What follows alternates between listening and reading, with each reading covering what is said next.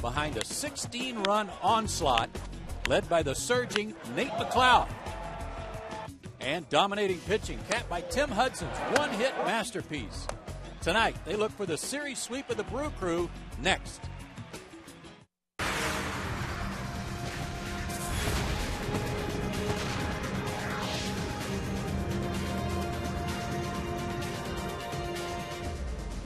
It's the last game of the homestand, and it's not often fans get to come to the ballpark looking for a 4-game sweep, but that's the case as tonight the Atlanta Braves go for a 4-game sweep of the Milwaukee Brewers here at Turner Field. And all season long, Atlanta Braves baseball on Peachtree TV and Fox Sports South is being presented by Academy Sports and Outdoors, the right stuff, and the low price. And a nice night for baseball. Glad you're with us tonight, folks. Joe Simpson alongside Tom Glavine. And last night, a big offensive outburst for the Braves. 16 runs, double digits and hits each night. But the subject tonight of our opening comments is a guy who's our Georgia lottery hitting the jackpot, and that is Nate McLeod, who had himself quite a doubleheader. Yeah, he was really good yesterday. I think only the second player since 1965 to reach base by a hit, a walk, or hit by pitch in both games of a doubleheader at least 4 times, and the other one was Ryan Sandberg. So in pretty good company there, hitting .357 over his last 15 games. So he's really got it going, and no surprise the Braves offense has got it going as well.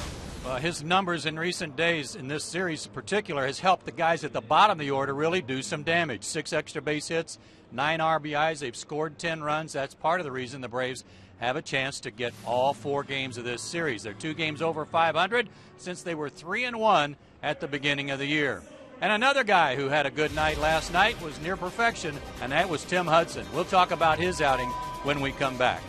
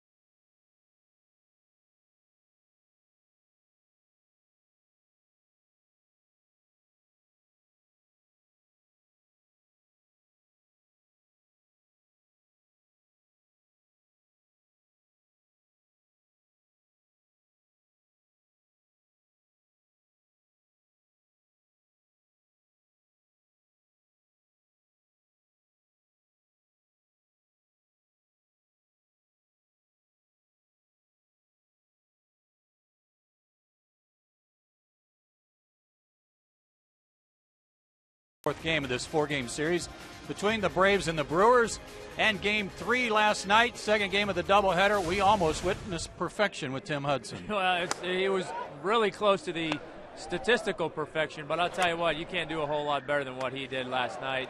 26 out of 29 first pitch strikes, so he went out there from the get-go, aggressive, attacking the strike zone, and really had everything going. And hitting is contagious, pitching is contagious. These guys have been really good. And he was the subject of our Sun Trust solid performance, of course, with that outing. But solid performances all around by the Braves starters over their last 13 games. I love the part there, 7 innings on average for these guys right now, and a 201 opponent's batting average. They're just not giving up much. And one of the guys that's not giving up much but doesn't have a whole lot to show for it is Brandon Beachy. He'll be on the mound for the Atlanta Braves tonight, and he pitched great against Milwaukee earlier this year. He'll hope to do that again tonight.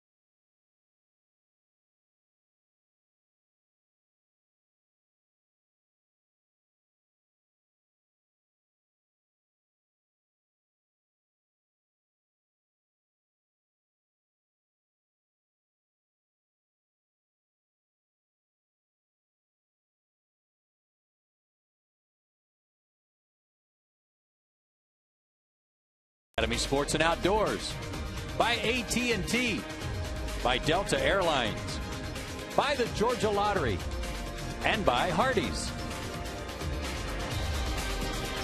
A very pleasant night here in Atlanta for Game 4 of this series as the Braves take the field. And here is the lineup that Brandon Beachy will be facing tonight for Milwaukee. Ricky Weeks will lead it off. Niger Morgan back second. Ryan Braun and Prince Fielder have been held in check in this series. They're combined 2 for 22. Casey McGee will bat fifth. Unieski Betancourt is at shortstop, the bottom third of the order. A couple of guys fresh off the disabled list haven't gotten that many at-bats. Corey Hart and Jonathan Lucroy. Sean Markham's been red hot as a pitcher, and he's on the mound for Milwaukee as they try to snap a 5-game losing streak. But the Braves are on a 4-game winning streak, Tom. And they'll send Brandon Beachy out there tonight, making his 7th start of the year. He's 1-1 with a 3.47 ERA. You see what he's done in his last 3 starts. 1-0 with a 1.89 ERA. That was coming off a 0-1 stretch over 3 starts. So he's really turned things around his last 3 starts, much like everybody else in the starting rotation has. So as we talked about last night and in the open, hitting is contagious, pitching is contagious, and after what the Hansen and Huddy did yesterday in that doubleheader, you can bet that Beach is going to want to go out there and do much of the same. He just needs some of this run support. I know he was watching that last night, 8 runs in each inning, thinking he hoped that continue tonight because they're averaging about 3 runs a game for him. In his last 3 starts, he's not given up more than 2 runs in any of those 3 starts, and yet he's only 1-0 in those 3. Yeah, when you're that guy, you're on the bench watching the games like that, and you're enjoying it, and everything's going great, but somewhere in the back of your mind you're saying, all right, save a couple for me tomorrow, boys. Here are the umpires for tonight's game. Same quartet we've had for this entire series. Adrian Johnson is behind the plate. Goodfield and Culbreth is down at first tonight. He'll be picking it over there. Gary Cederstrom is the crew chief. Lance Barksdale is at third, and we're all set to go as Ricky Weeks stands in. Weeks hitting .302 with 6 homers. He's 4 for 10 in this series. Had the only hit in the nightcap last night for Milwaukee, and he takes a strike. Yeah, one of the few guys really in this series that swung the bat at all. The rest of the guys that Braves pitchers have done a nice job with. He homered off Beachy in Milwaukee, but that's the only run Brandon allowed to the Brewers on April 4th. Yes, he did. 0-2. Back on April 4th, again, Brandon pitched great. 6 innings, 4 hits, and 1 run. He walked 1, struck out 7, and got a no decision. He retired the last 9 men he faced in that game.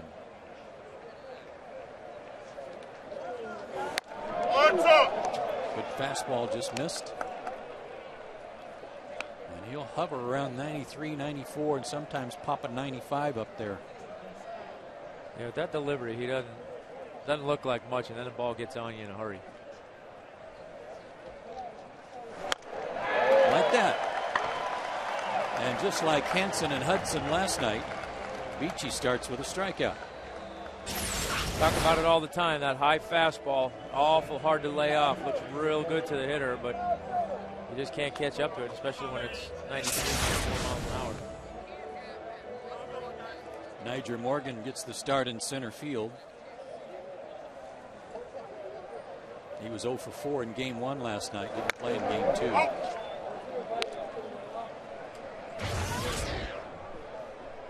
There are his numbers. Again, he's been on the disabled list too.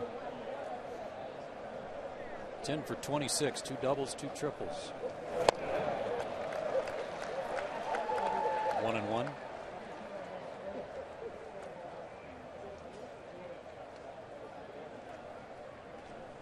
Chipper in on the grass at third in case he tries to drop a bunt down.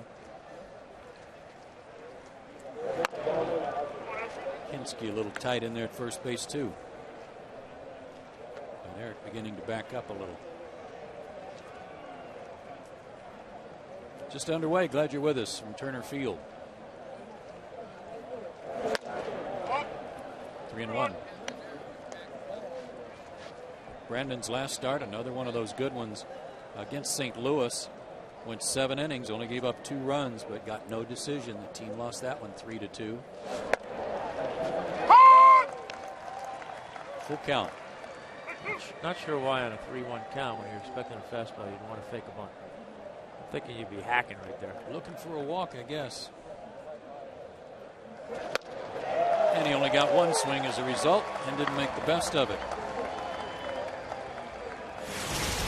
2 strikeouts to start for Mr. Beachy. He may not need these guys. Prado, McLeod, and Hayward in the outfield. Jones, Hicks, Ugla, and Hinsky, with Brandon and Eric getting starts at shortstop and first base, respectively.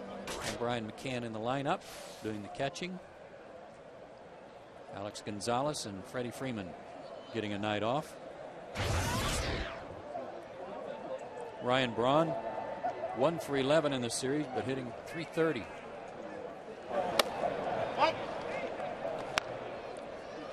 Ten homers, 23 driven in.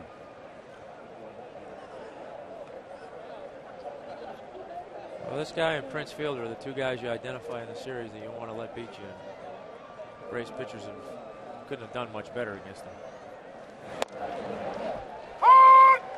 95, 94 on the corner. So good command for Brandon so far. 24 years old, 6'3", 215, out of Kokomo, Indiana.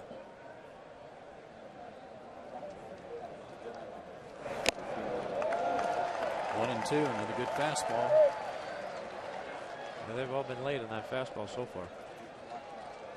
If you've not seen Brandon pitch before, he's a guy that the Braves signed as an undrafted free agent.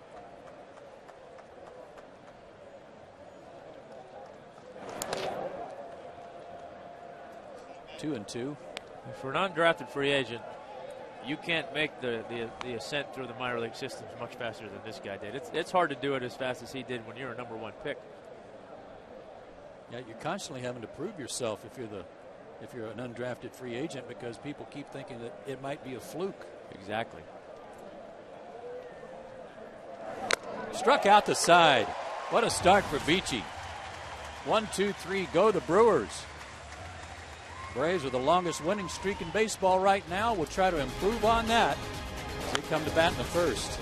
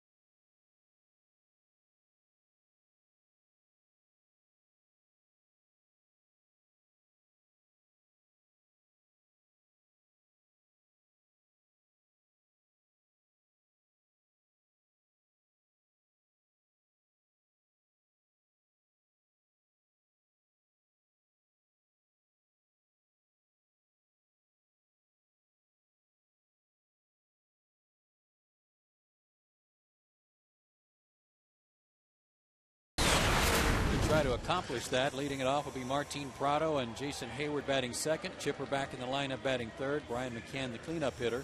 Dan Uggla will hit fifth. Eric Hinsky will bat sixth tonight, play first base, as you saw. Nate McLeod moves up a spot because Brandon Hicks is at shortstop batting eighth. Brandon Beachy, the pitcher, bats ninth against 29-year-old Sean Markham, who is, I guess, by all accounts, a crafty right-hander. Yeah, he is. He's a rarity in today's game. Right-handed starting pitcher that you're not going to look up at the radar gun and see 90 plus. So he 83 to 88, sinks his fastball, has a real good changeup. 3-1. Excuse me, 3-1 on the year with a 2.21 ERA. And much like Brandon Beachy, that graphic you just saw, his last three starts, he's been outstanding. So likes to work quick, wants the ball, wants to get on the mound and get to business. He beat the Braves back on April 7th, 4-2 in 6 innings, gave up 2 runs. And his first pitch to Martin Prado misses inside. Martin has hit in 8 straight, his average up to 263 with a couple of homers. He's had a good homestand, 9 for 27. Pops that one into shallow right. Long run for Hart. Weeks on the run, can't get it. He kicks it away from Hart. Martin's on his way to second, and he'll make it. So a nice way to start the game. A little Ric Flair to right. Little check swing blooper. And got the added benefit of a little Pele kick there. Hit up. What a nice start for the Braves in the first inning. And a chance for them to get on the board quickly. Jason Hayward, 1 for 9 in the series. 241 with 7 homers. I'll try to get him over to third base or get him in.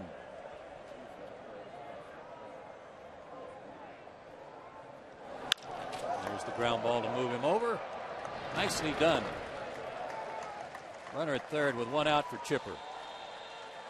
Well, the nice thing about that is, Jason has struggled on the homestand. Struggling a little bit of late. Didn't go up there and try to be selfish or anything. He played the game the right way. Got the job done. Moved the guy over with a ground ball, and that'll come back. That'll come back on him somewhere. Yeah, you can see how that was received in the dugout. Time for our Sunshine House leaderboard. With Chipper up there, and that involves hitting with runners in scoring position. The Atlanta Braves with a wide margin over the Texas Rangers for the best numbers for the team in this situation. The infield in and a throw back to third. Prado had to dive back. Nice play by McGee to save a bad throw.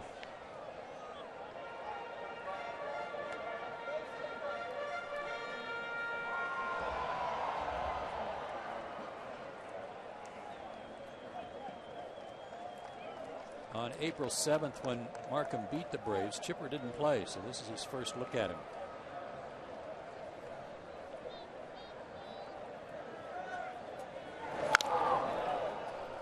One and one. They mustn't be expecting too much out of their offense against Brandon Beachy if they're playing the infield in against Chipper Jones in the first inning. Well, they've lost 5 in a row, Tom, and over those 5 games, they've scored a total of 6 runs. So, yes, that is very much what's in their mind. I guess there was nothing about that 3 strikeout first inning that led them to believe that tonight would be any different. Exactly. Just missed. Markham's done his best work on the road. He's made 4 starts on the road and has not allowed an earned run in his last 3 road starts. The only runs he's given up on the road were his first start of the year in Cincinnati. 3 and 1.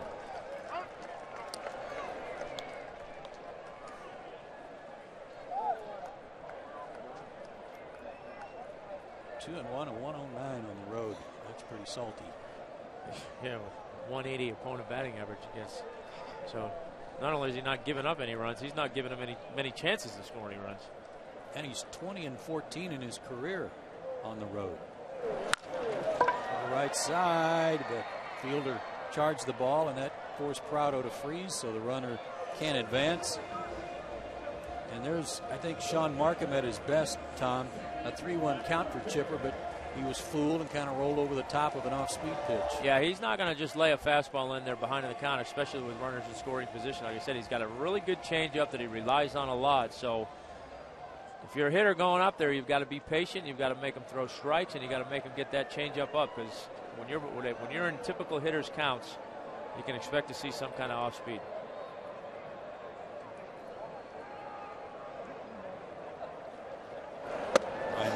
Takes a strike. Bryant's hit in 5 straight. Markham's also one of those guys, Tom, that you better get him early. Yeah, he gets better as the game goes on. That's as evidenced by that graphic there, which all the good ones do. They figure something out.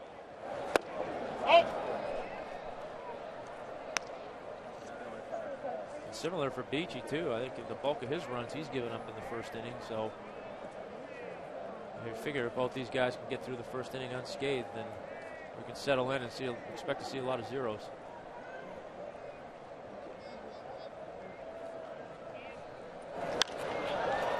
Can pops it up. Foul territory. McGee is there, and he'll get Markham out of the inning. A leadoff double amounts to nothing for Atlanta. We've played an inning scoreless.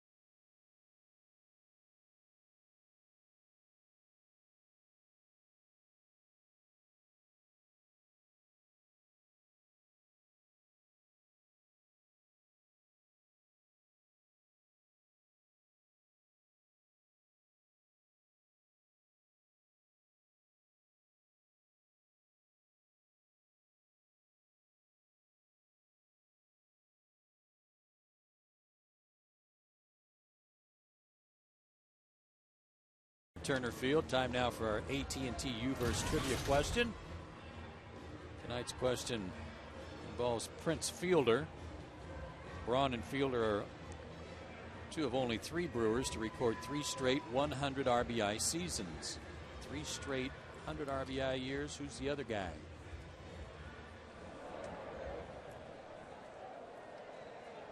Three straight 100 RBIs. Norman Thomas might be a guy. Robin Yount might be a guy. Paul Molitor. Fielder's 1 for 11 in the series. His average down to 307, but still at 7 homers. That's 7 yesterday in Game 1.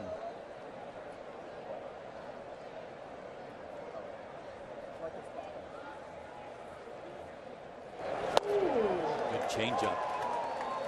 Braves put the shift on for him with Chipper moving all the way from third base over to the right field side of second. And Ugla very deep.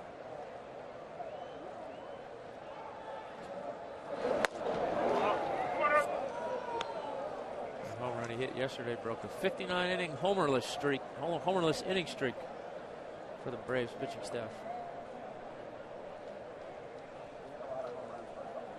Oh, that is right in on his hands. Can't believe it didn't break his bat. 2-2. Might have hit him in the knuckles, not the bat. Yeah.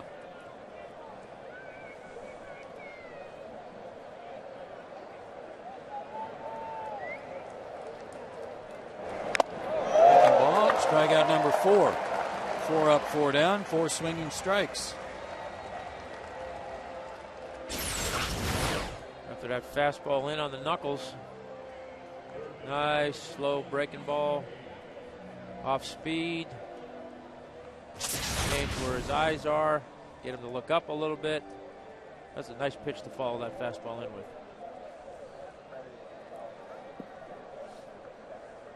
Casey McGee 1 for 10 in the series. So their 3, 4, and 5 hitters are now 3 for 34. Yeah, a bunch of them have one-fers in the series, which is good. There's another hit for McGee, though, and that's a gapper. McLouth will try to cut it off. He will.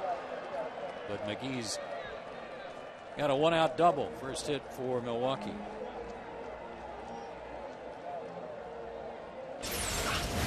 Well, Brandon had struck out 4 in a row.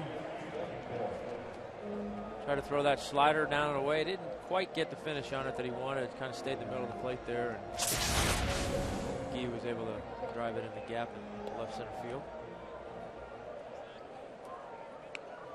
Yuniesky Betancourt steps in. He is 2 for 8 in the series, but he's hit the Braves pretty well, both in Milwaukee and here. 6 for 19 against Atlanta pitching overall.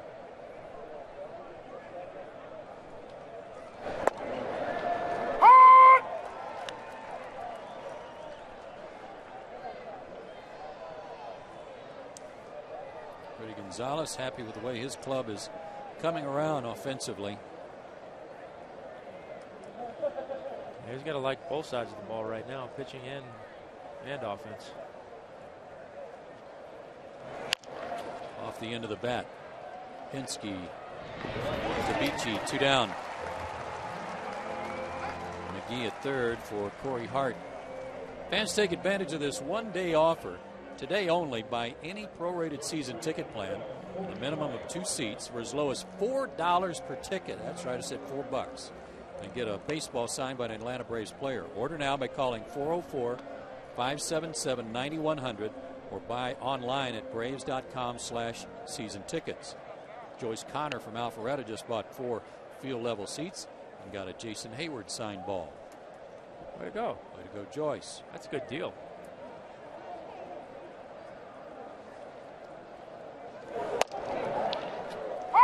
Corey Hart takes a strike. He's 1 for 9 in the series. He's 2 for 17 on this trip.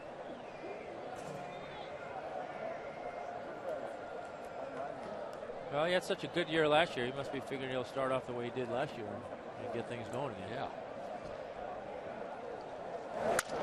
It was May 15th when he really went to town. Drove in 90 runs from that point forward. And remember last night we were talking about Zach Greinke and how it's a good thing that the Braves are catching him now. You know he's only going to get better as the season goes on. I think the case holds true for a lot of these players for Milwaukee. Braun and Fielder are off to good starts, but Hart's going to come around. Ricky Weeks is hitting 300, but he doesn't have a whole lot of help right now. Yeah, I agree. And you got to remember, this is really the first taste of any kind of warm weather these guys have seen so far. Tough to get it cranked up when you're in Milwaukee, even though you're inside. It's cold, it's damp. Not really that good baseball weather that guys like playing in. Last night we had a gale blowing straight in. Tonight, very little wind at all. Very pleasant. Nice stop, Brian McCann, 2-2. Yeah, it's much easier to follow the action when you're not having to pick up your notes off the floor every 5 seconds. You got them plastered all over your shirt at times. You're just peeling them off your shirt.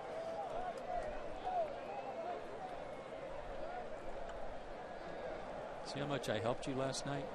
You were great. And there's, look at Pete. Imagine that. Pete's talking again. Yeah. If you'd have just listened to me earlier, Timmy, you'd have had a no-hitter.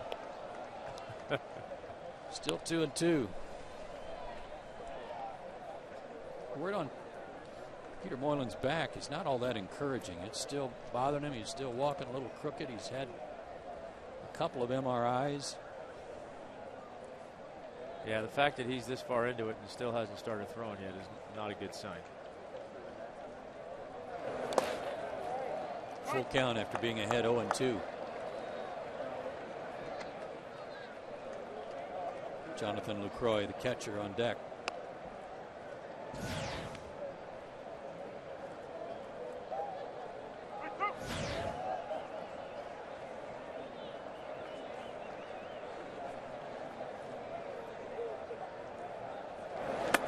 Took a little off and struck him out. Wow. 6 strikeouts. Excuse me, 5 strikeouts for Brandon Beachy out of his first 6 outs. We go to the bottom of the second.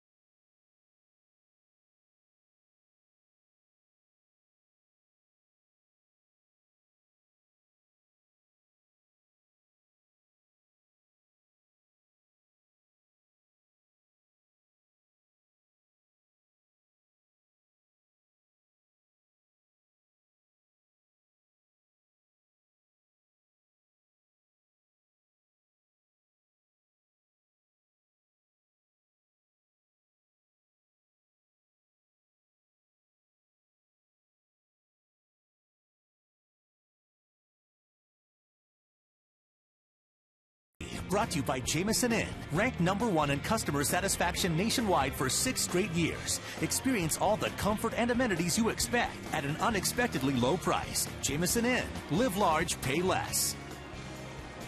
Our Jameson Inn upcoming schedule involves the Philadelphia Phillies up next in Philadelphia. The Braves will leave tonight after this game and fly up. Derek Lowe against Cliff Lee Friday night.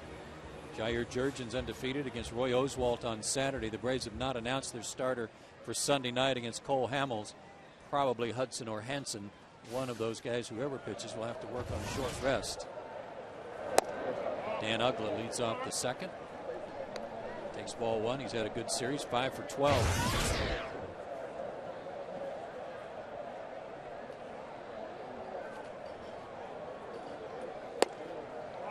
Braves are riding a pretty good high right now, but a win tonight, that's pretty good momentum going up against the first place team.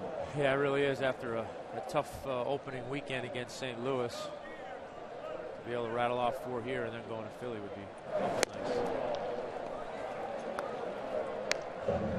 Braves have won 9 of their last 12.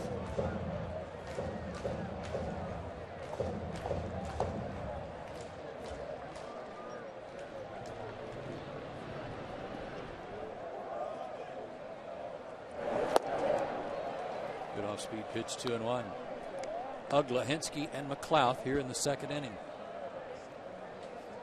As good as this guy is with that pitch and his changeup, and knowing that Dan is such a good fastball hitter, I think he's going to see a steady dose of those tonight.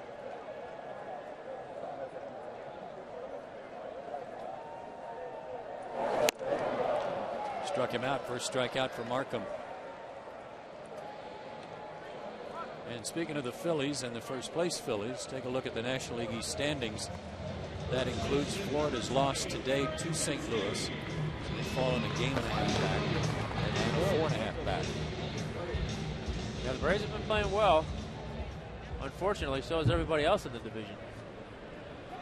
Yeah, coming into play today, Braves had won 7 of their last 10, but so had the Phillies and Marlins. Eric Hensky takes a strike.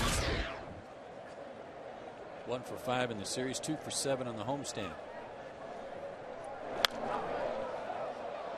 They've got a shift on for him, and he fouls it back 0-2. Yeah, it's good to see Freddie get him and Brandon in the lineup, get some at bats, get those guys comfortable. Feeling, seeing more pitches. That's like we've talked about so often. That pitch hitting role is so tough, and anytime you can get those guys in there to get 3 or 4 bats in tonight, it does a world of good for them. Drive to right by Hensky. Way back. Hart looks up. 1-0 Atlanta. Eric Hensky with his second home run of the year.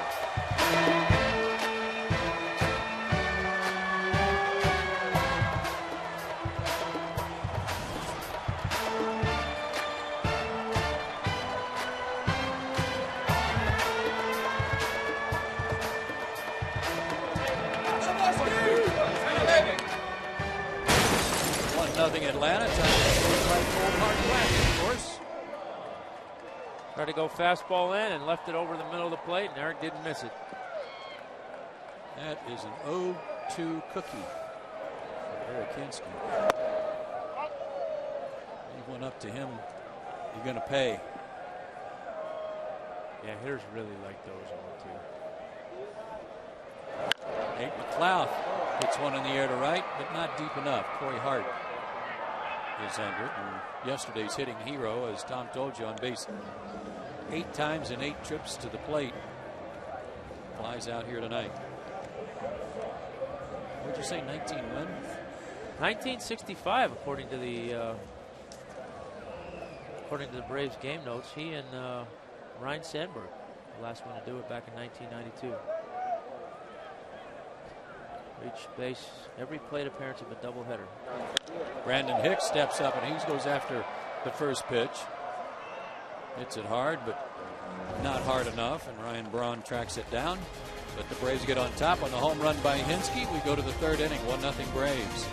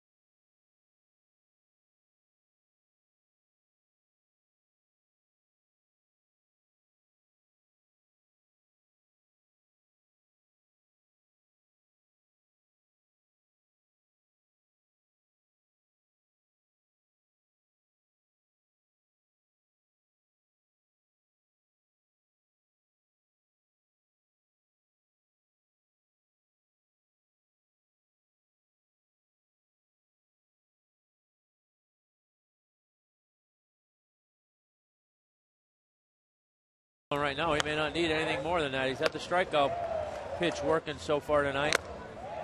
5 strikeouts, all swinging. 3 fastballs, a couple off-speed pitches.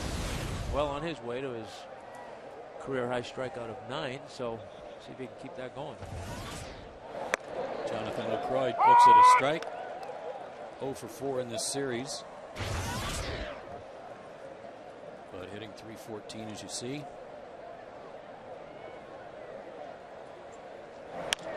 He had a broken right pinky finger that he suffered in spring training.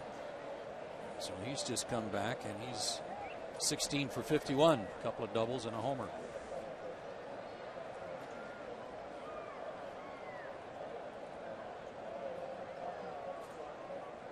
And Beachy's ahead of him 0-2.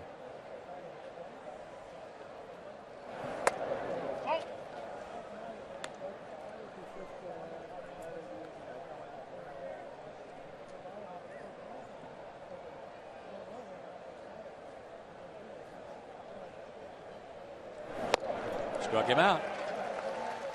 Fastball. That's number 6. Threw that 0-2 slider just off the plate. Came back with a fastball that started in about the same area and took a late swing at it. I think going after it, thinking it was a fastball. That had a little run on it. Had a little bit of run. I think he did that by accident, but might try to hump up on it a little bit and cut it accidentally a little bit. Sean Markham, the pitcher, bats. He's 2 for 13 on the year. He was a shortstop / closer in college at Southwest Missouri State, which is now called Missouri State. Out of Excelsior Springs, Missouri.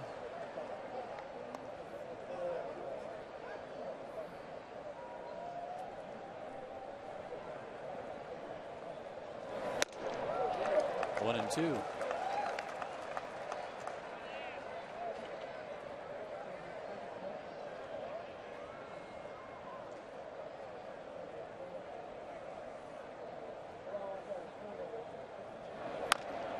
To third. Chipper will get it on the second hop. Make easy work of Markham. 2 down, back to the top of the order. Again, fans take advantage of this one-day offer today only. Buy any prorated season ticket plan of a minimum of 2 seats for as low as $4 per ticket and get a baseball signed by an Atlanta Braves player. Order now by calling 404-577-9100. Operators are standing by, or you can go online at braves.com/season tickets. Rich Thornton from Stockbridge just got a ball signed by Chipper with 6 club seats. Man, if nothing else, you get to hear your name on TV. See, maybe, right? There you go. Happy to tell everybody about you. Ricky Weeks struck out his first time up. That's going to happen a lot as we go back through the order again. Good swing and a foul ball. 0-1.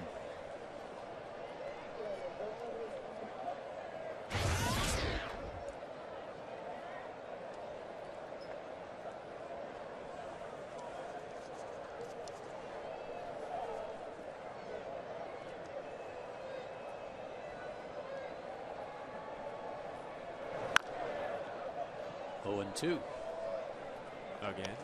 You like what you see of Beachy?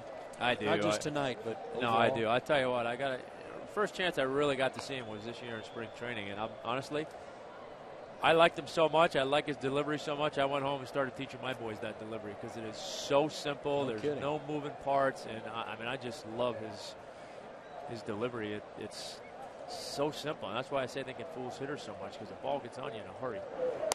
Big hook. Didn't get the call. As we described with Giovanni Gallardo in the first game of this series, sometimes when you got a good curveball, you don't get a called strike very often because it's hard to read for the umpires. Yeah, the good one like that is going to be out of the zone. The one you end up throwing for a strike tends to be a little bit of a hanger. Got him looking. What a start for Brandon Beachy. 7 strikeouts. And he leads 1-0.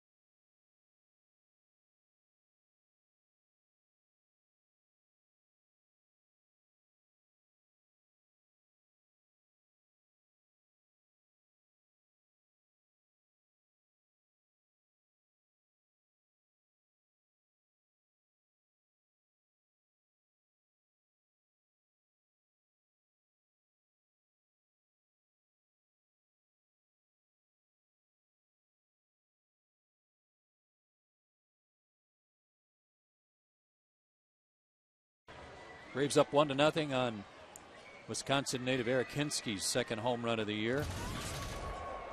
Bottom of the third inning, Brandon Beachy leads off. He's looking for his first hit. 0 for 11 and takes a strike. That's not acceptable. He's going to have to do better than that. Of course, if he keeps hitting those. Yeah. I'd say Adrian Johnson behind the plate, he reminds me a lot of Tim McClellan in that they're so different.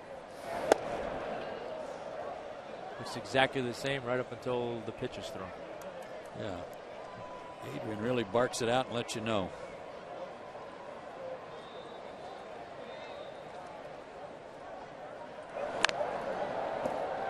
Beachy stays alive. Markham missed all of the 09 season with Tommy John surgery. Came back last year and had a good year for Toronto. Went 13-8. And his career record's 40-26.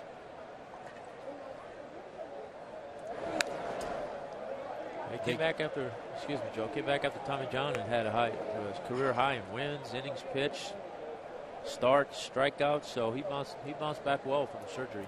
Well, it was a great trade. They traded a young prospect, Brett Lowry, a second baseman, to Toronto for him. But they got him, and they didn't stop there. Then they went after Zach Greinke.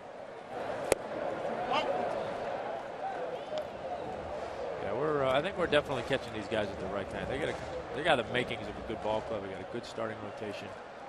Bullpen not as deep as the Braves, but these guys are going to be all right. Struck him out. Might have chased a bad ball. Second strikeout for Markham. Back to the top of the order. And a reminder, here's an energy saving tip from Georgia Power. Wait until your dishwasher is full before using it. For more energy saving tips, visit georgiapower.com.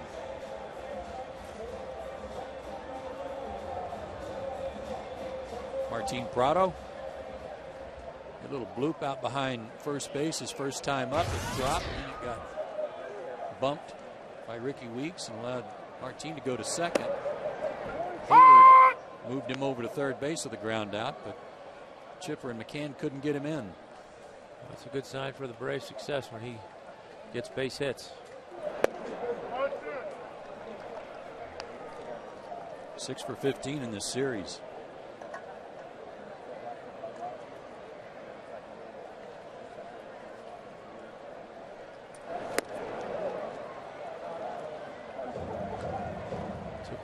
That slider. Yeah. I don't think it broke much. I think that's why Martin chased it up out of the zone a little.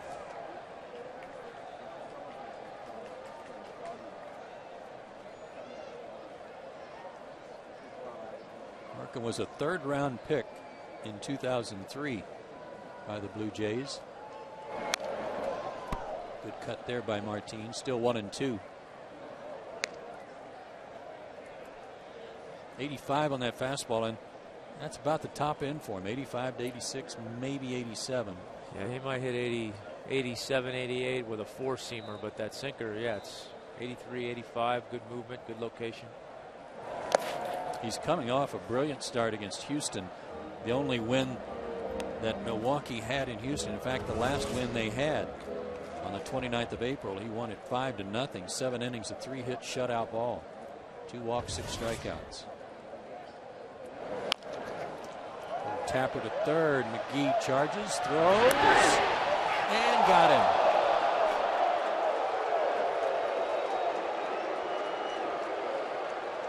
No argument from Terry Pendleton. Martin thought he legged it out.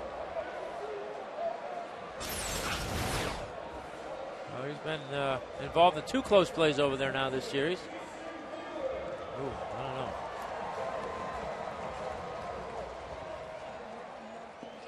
I think he got him. Yeah, I think he got him. It was a good call by Field and Colbert. Good call by good fielding? Yep.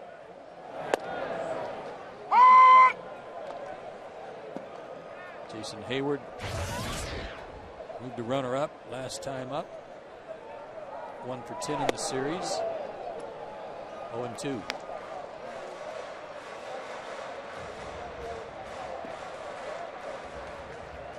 Maybe you can try and throw that same fastball in that he threw to Hinsky and get it out over the plate.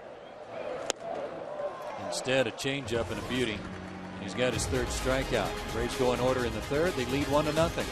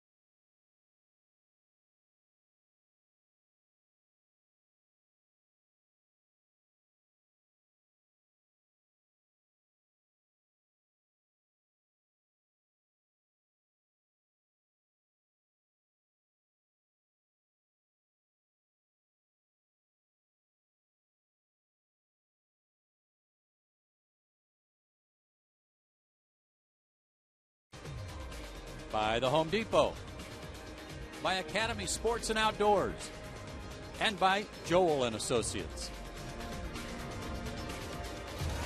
3 innings in the books. Braves up 1-0 on an Eric Kinski home run. Time to pay off the trivia question. Did you decide if you're going to go with Gorman Thomas or? You know what? I'm trying to get on the same wavelength with Gretchen and how she's doing things, and I just have a feeling there's somebody in between that we're not thinking about. I know there is. I'm going to say Gorman Thomas, but Cecil I know Cooper maybe. No, I think it's earlier. I think it's going to be somebody that I played against. Okay. But I'll go Gorman Thomas. Okay, we'll get the answer right after Nigel Morgan does what he's going to do, and he's going to try to bunt, and it's a good one. McCann's got to hurry, makes a good play, but can't get him. Just a perfect bunt by Morgan.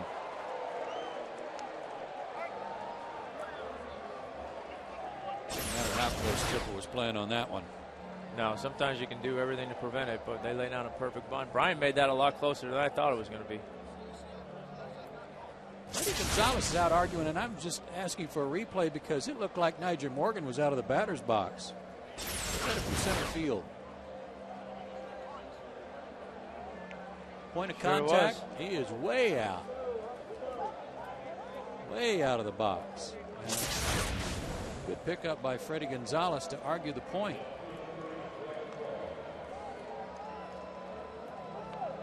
Well, they can't review that, so he'll make note of that and tell him that he owes him one.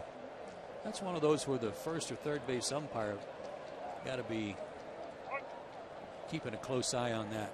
Yeah, that's tough. I mean, that's tough for the home plate umpire to see it. I think somebody would be assigned to watch that in the at-bat. Ryan Braun struck out his first time up.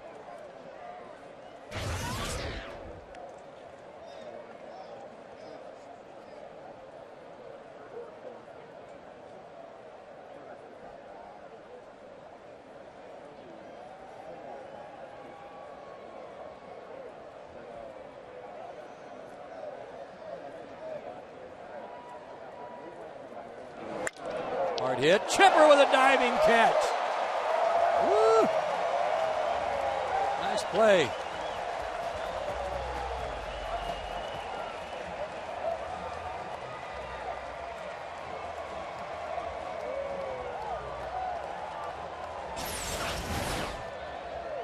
Zaxby's indescribably good play.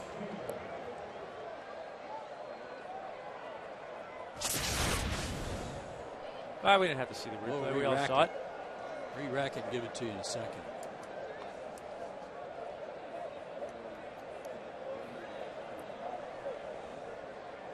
What a good play by the veteran third baseman. Here's Fielder. Struck out his first time. you just joined us and that sounds like a broken record, because Beachy's fan 7. Chipper got a good jump on that ball. Nice play.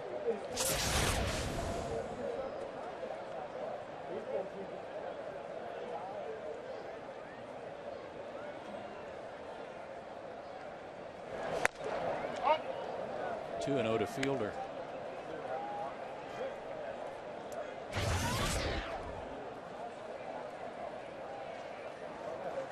Morgan only has 1 stolen base so far this year, but last year stole 34 for Washington. He also got caught 17 times. Out of play, 2 and 1. Got away with one there. Yeah, got away with one on Braun. Chipper picked him up. You don't want to do that too often, especially these two guys.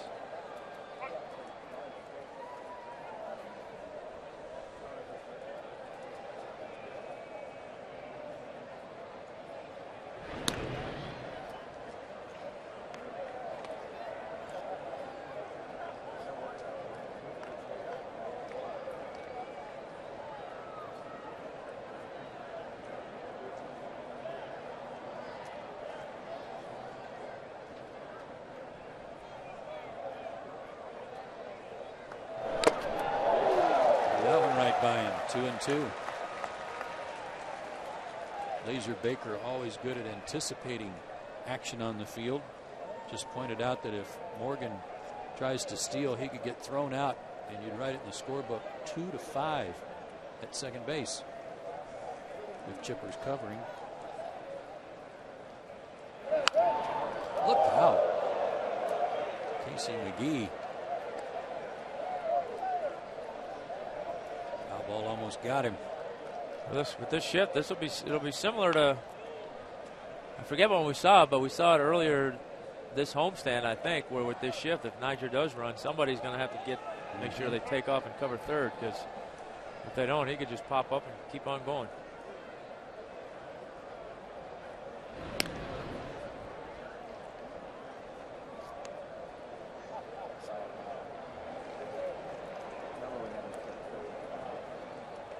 He was on the disabled list with a badly bruised quad muscle that he suffered in a home plate collision. Have to assume his leg's in good shape. He was getting down the line just fine on that bunt. And Fielder down on strikes. A big cut at another fastball and came up empty. Strikeout number 8. He's just bumping that fastball right by these guys. Yeah.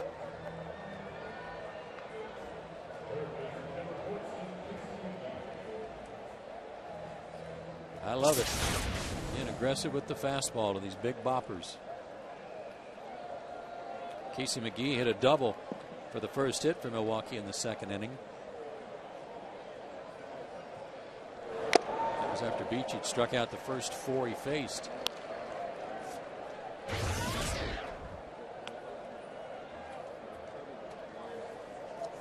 Schiff moves over to the left side of the diamond now.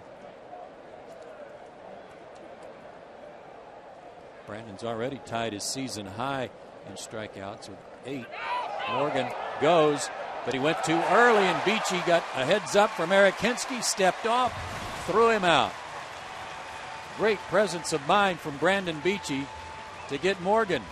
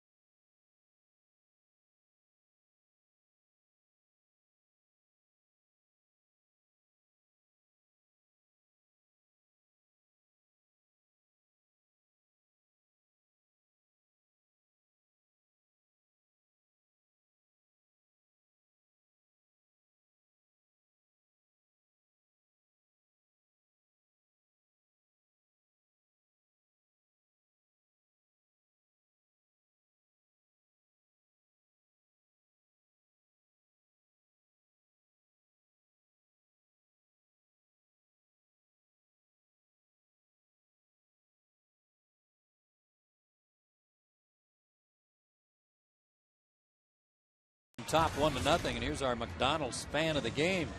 And of course, it's Cinco de Mayo. Nice. Good luck. Love the mustaches. Yeah.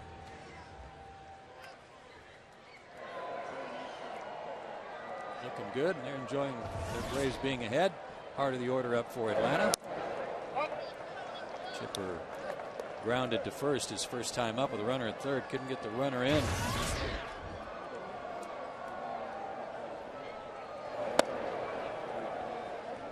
The way this guy pitches backwards, meaning when he gets behind in the count, he goes soft. A lot of off-speed stuff. I think you just have to count on it, don't you? You do. You have to.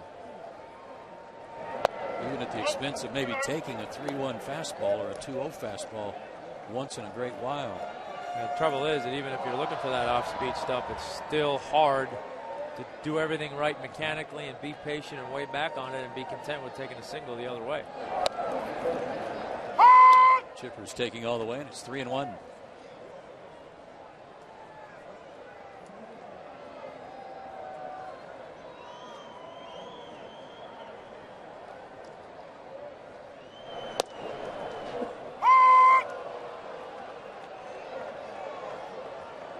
About as close as you're going to see to a fastball behind the count, a little cutter. Yeah, it was. I couldn't tell if it was a slider or a cutter.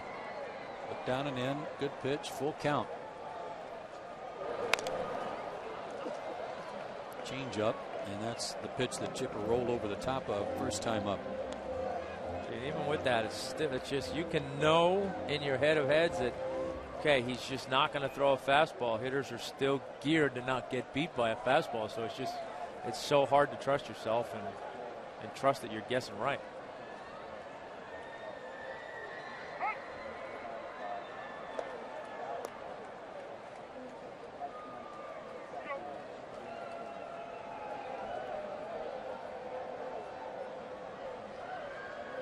And now Markham and LaCroix can't get together, so they'll talk about it.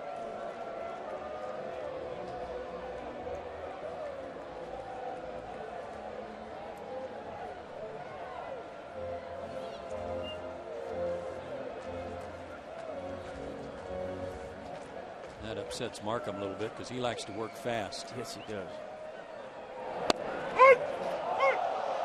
Chipper thought it was ball 4. Adrian Johnson, a little delayed call there, but he rings him up. Tough pitch. You know, it could go either way. I think as a pitcher, you want that pitch. Probably that ball's probably down. Yeah. Watch LaCroix's glove. He'll bring it up. Yeah, that was ball 4. Yeah, some umpires a little bit more aggressive calling that down strike, others not. He's been calling strikes. Brian McCann tries to go the other way, but that'll be out of play. He fouled out his first time up.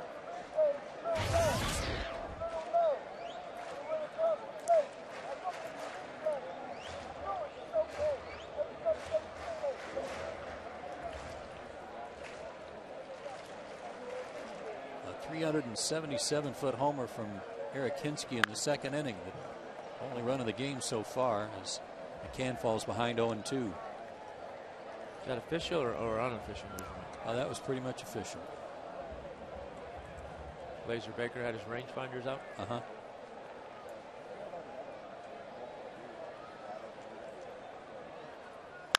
Line to center. Morgan fights it off. It gets by him. And McCann's on his way to second. And he'll make it. That might be a hit and an error. The Brewers made 3 errors in Game 2 last night. Ball was hit hard, and Morgan didn't get a great read on it. Started to commit, thought maybe he could get it, and then tried to pull up at the last minute and play the short hop. But fortunately for the Braves, he was not able to play the short hop, and it is scored a single and an error. Didn't know whether to charge it or wind his watch. He was in between. Dan Uggla struck out his first time on a lot of breaking balls. So a fastball tapped right back to Markham though. And an easy out for the Brewers pitcher. 2 down for Hinske, who Hit an 0-2 pitch into the bleachers his last time up. 0-2 fastball trying to go inside and left it over the heart of the plate. And Eric didn't miss it. That's a couple of nice home run swings. Klaus last night, that one today. And part of the reason we know it's 377 when Baker's got his rangefinder working is that he's got people strategically placed with little reflectors on their heads. Okay. Does it add in the slope from up here, or it does? Okay. Curvature of the earth and everything.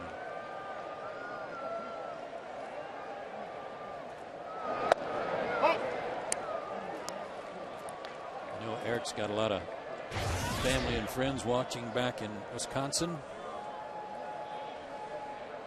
Probably having a beer and a brat watching the game. You know it. Sounds like a deal.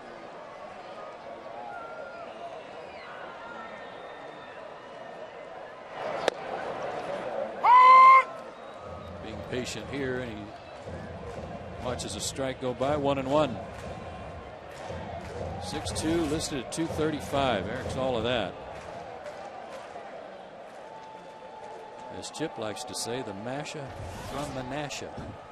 I like that.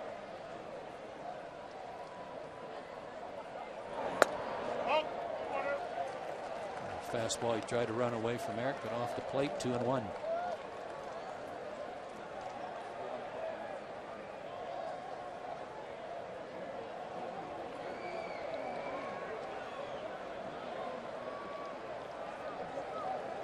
Well, you got to look off speed here, I would think. I think so, too. Trouble is, you don't know if it's going to be a changeup going down and away or a cutter coming in on your hands. Think batting practice.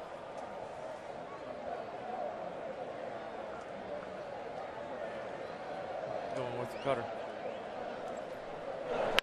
Yep, and got it right in on him.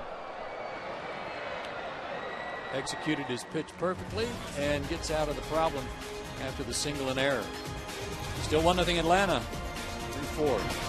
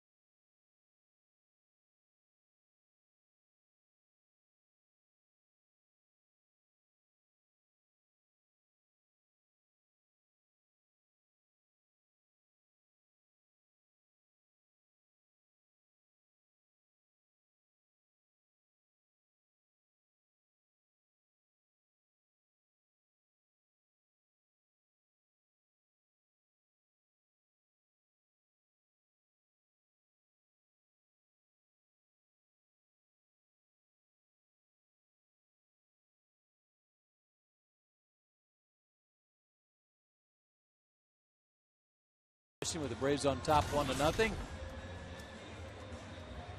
Ryan Braun and Prince Fielder, two of only three Brewers to record 3 straight 100 RBI seasons. Who's the other? I think you got it. Go, buddy. One of my teammates, Jeremy Burnett. No, Ricky Sexton. Wow. Oh, I thought it was Burnett's for sure. Well, at least we were in the right era. Yeah. I just had a feeling it wasn't a guy from days gone by. I'm told from the truck that Burnett's had 2 straight seasons of 100 plus. Ah, okay. Casey McGee takes a strike, doubled his first time up, was at the plate when Morgan was thrown out trying to steal.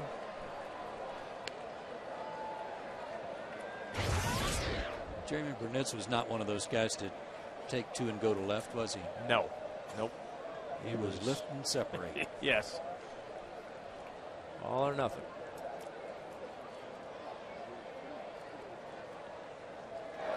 Struck him out. That's number 9. And that ties his career high. We're only in the 5th inning. Again, fans, take advantage of this one-day offer today. Only buy any prorated season ticket plan with a minimum of 2 seats for as low as $4 per ticket. And get a baseball signed by an Atlanta Braves player. Order now by calling 404-577-9100 or buy online at braves.com/season tickets. Tell you what Molly Taggart did right after this pitch. I'll do it before that. Molly Taggart from College Park just got a ball signed by Dan Ugla and 2 Henry Aaron seats. Might also suggest as Betancourt grounds to short. Hicks throws low and bounces up off the glove of Hinsky. And that'll be an error on Hicks.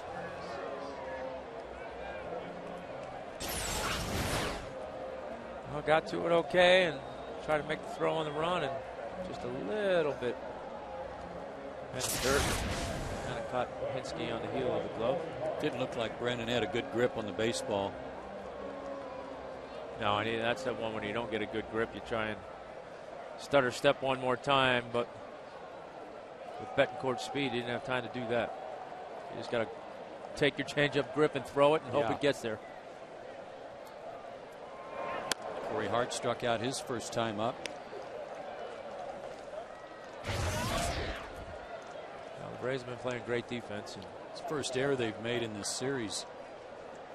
It's time every now and then as a pitcher, you got to pick your guys up behind you. They make a lot of plays to help you, so there's one of those times where you forget about that and try and give them another chance and get out of the inning.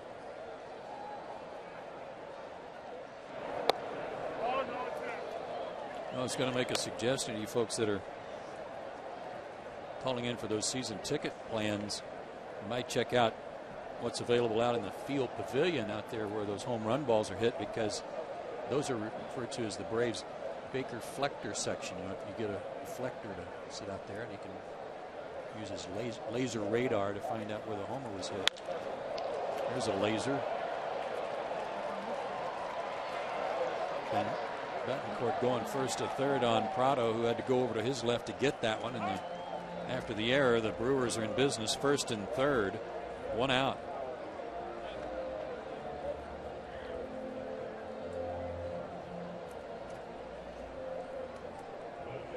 He's got the right part of the order up, though. Jonathan McCroy struck out his first time up, 0 for 5 in the series, and then the pitcher spot behind him. Well, in a perfect world, you'd like to forego one of those strikeouts and get yourself a nice little ground ball double play and have Markham leading off next inning. But you're right, if he can make some good pitches right here with the pitcher on deck, he's got a chance to get out of this.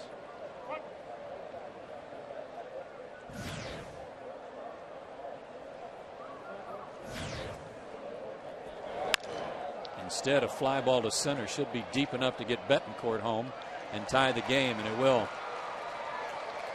Jonathan LaCroix picks up his 6th RBI and jumped on the first pitch. So the error comes around to score, an unearned run, and 2 out for Markham. Well, that's good at bat right there. You go up there looking for a pitch. Worst case scenario that you feel like you can lift and get it in the air to the outfield and get that run home, and that's exactly what McCroy did right there.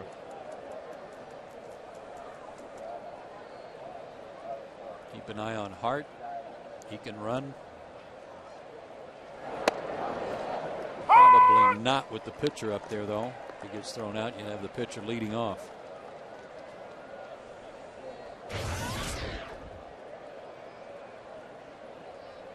Markham grounded to third, as you see. His first time up.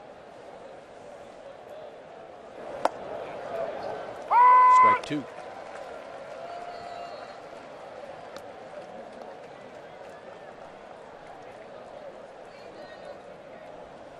Looking for his career high 10th strikeout, Brandon Beachy.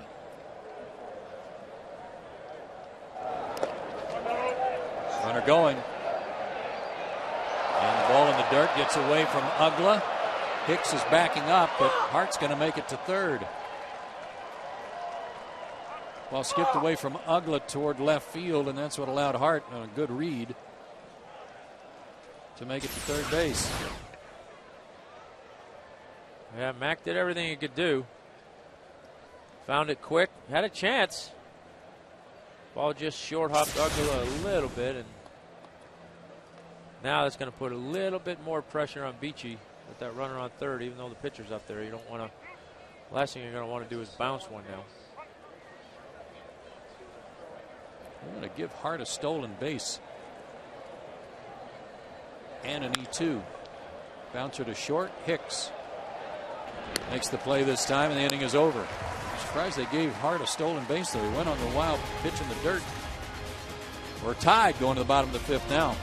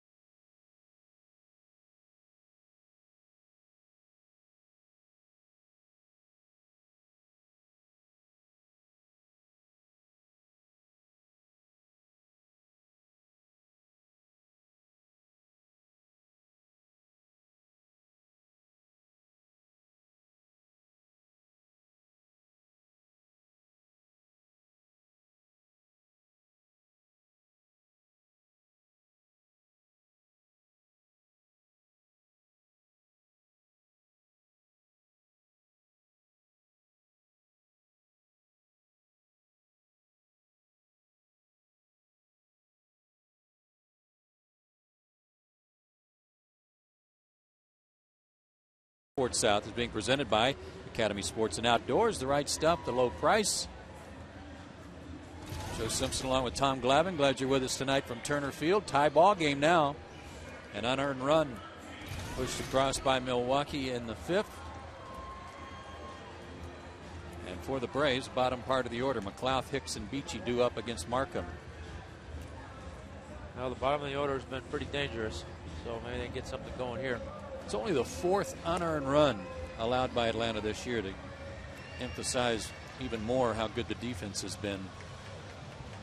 Well, the defense has been good, and when they have made some errors, you know, pitchers have done a good job of not letting those guys score. But unfortunately, that time they weren't able to get out of the inning. So we got a tie game. Start over. Going back to that play in which Hart went to second and then to third, they did change the scoring. He advanced to second on a wild pitch, went to third on an error by McCann. Nate McLeod takes a strike, maybe the only fastball he'll see all night. Fly to right his first time up.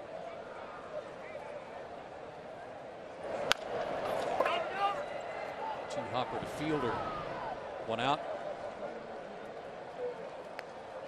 And again, we showed you a graphic early in the game about Markham. You get him early or you don't get him. All of his runs, or a huge portion of his runs that he's allowed, have come in the first two innings.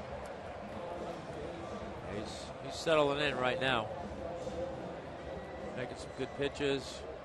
Seems Seems to have a good rhythm and a good flow out there, confident in what he's doing, and really hadn't had too many good swings against him.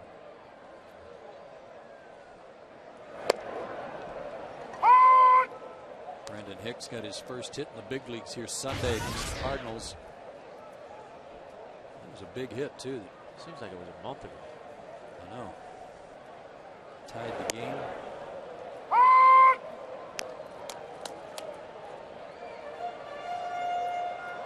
His first hit, his first RBI. He's in the hole here, 0-2.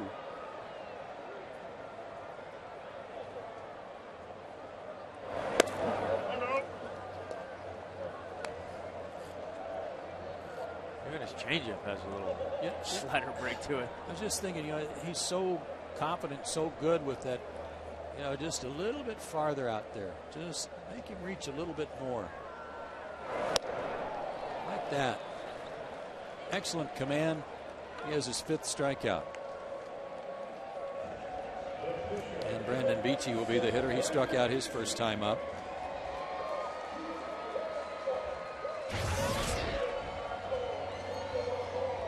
That's 10 of the last 11 he has set down since the home run by Hinsky. Can single, the only interruption. The curve. Brandon's got everything. Come on, dude, I'm a pitcher. That was 71 miles an hour.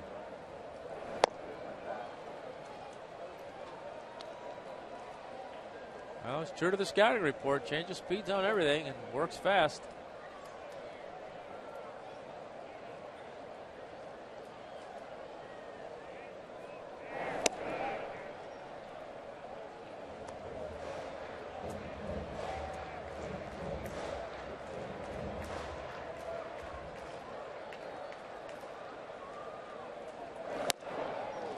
And he has an easy inning.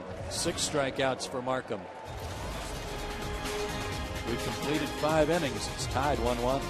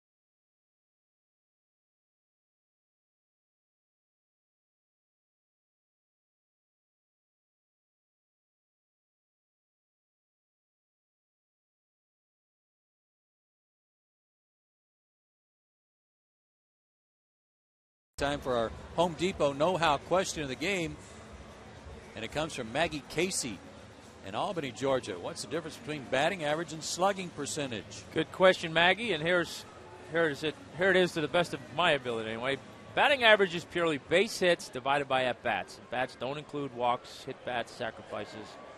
Slugging percentage is total bases divided by at-bats. Again, not walks, hit sacrifices. So slugging percentage tells you how many bases you hit for per time at bat. And to give you a little historical perspective, Babe Ruth is #1 all-time at 690. Chipper Jones is 535. Thank you, Tom. Well done. Hope that answers your question, Maggie. And Hank Aaron was 555. So they average half a base in a bat. There you go. Which is good. Ricky Weeks has struck out twice, once swinging, once looking. 2 of the 9 strikeouts for Beachy. He struck out 7 of the first 10 guys he faced.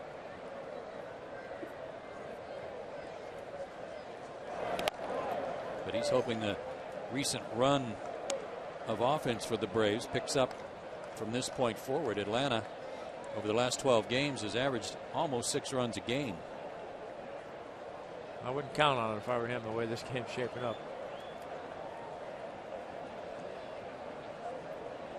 2-1 to Weeks. 3 balls and a strike.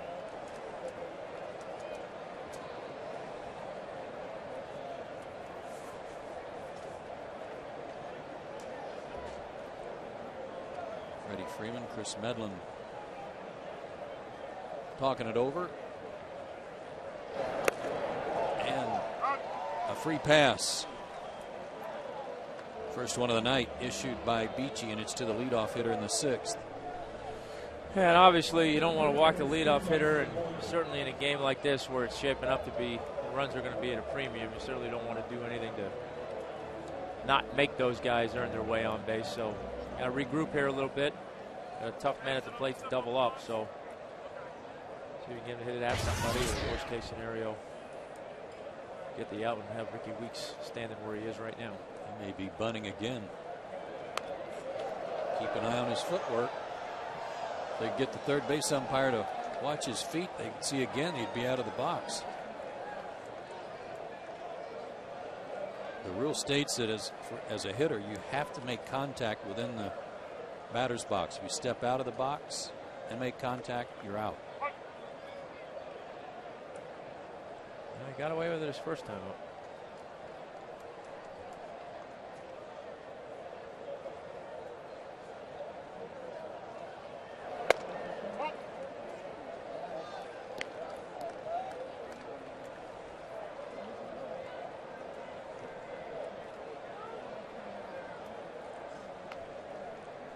A lot of guys these days, when they're bunting, it's not their front foot. It's not that they're already leaving and running down the first baseline. It's their back foot that they step toward the back point of the plate.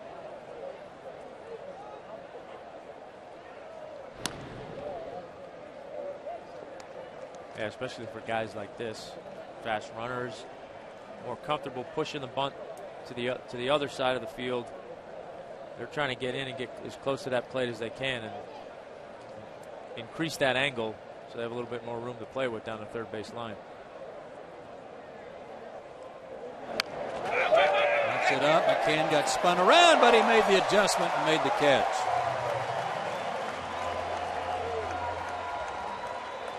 Nice play by Brian McCann on a tough chance.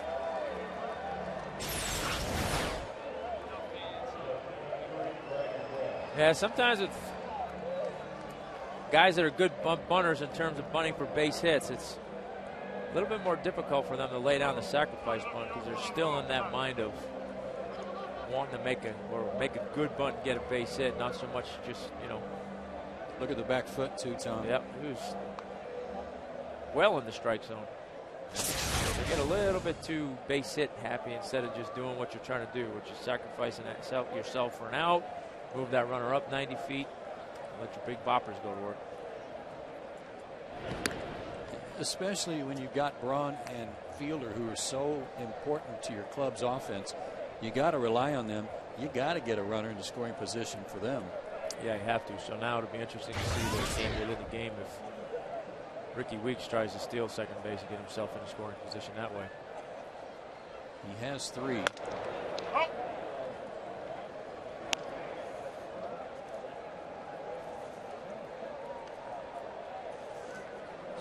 once.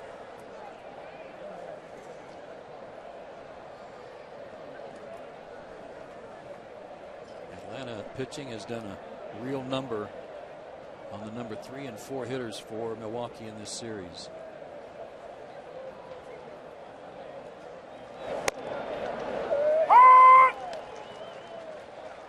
Yeah, you hold these two guys to 2 for 26, and there's a pretty good chance you're going to be having some success and winning some ball games.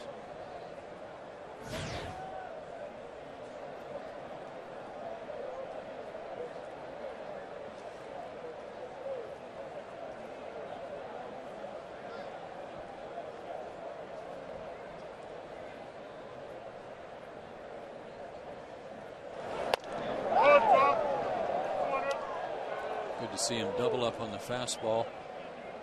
Count goes to 2-1 though.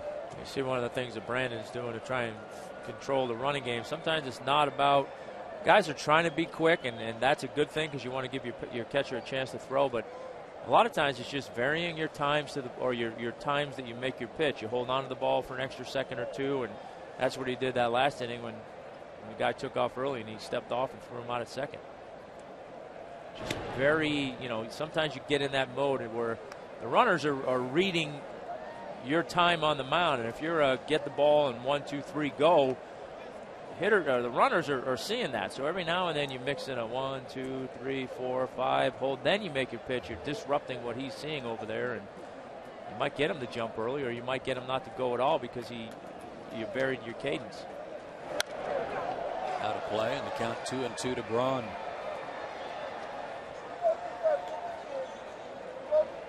Not only that, but as a base runner, when a pitcher does that, your legs get a little heavy. You're in your crouch, your stance that you want to use your crossover step to try and steal, and all of a sudden you get a little tight. And the same is true for the hitter. You leave that guy in the batter's box, and he's in that hitting position. He's squeezing the bat a little tighter and a little tighter and a little tighter. That's why young kids, if you ever get in that situation at home, call timeout, step out. Don't let them make you sit there and wait.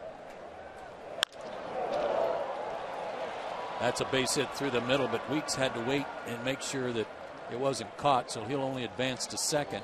And Ryan Braun has only his second hit of the series. First and second, 1 out. Milwaukee, however, in this series, we talked about how they've been struggling offensively. Only 7 runs scored in their last 5 games, plus 5 innings. 0 for 3 tonight with a runner in scoring position, and just 2 for 23 in this series. And that's one of those stats as a team that you know about, and it just wears on you because you're just sitting there thinking, gosh, we just can't get a hit with a runner on. We can't score any runs. It takes a toll on you. Out of play for Fielder, who has struck out twice.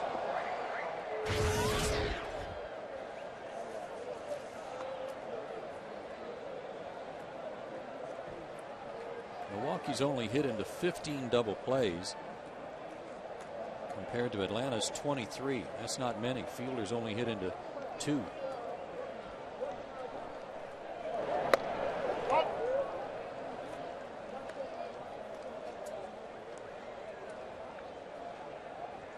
The most on the team is Betancourt. He's hit into 3. That's surprising.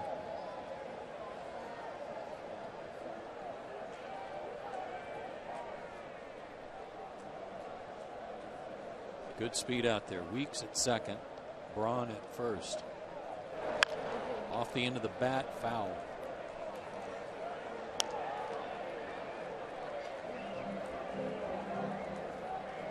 Beachy's ahead of Fielder, 1-2.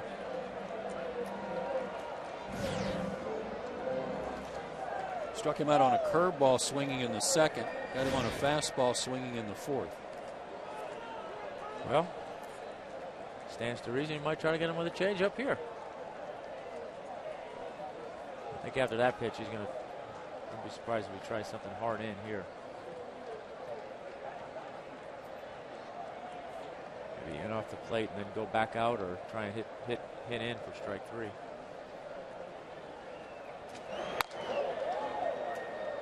Wanted to get him to chase something up, but almost fired that one past Brian McCann. 2-2.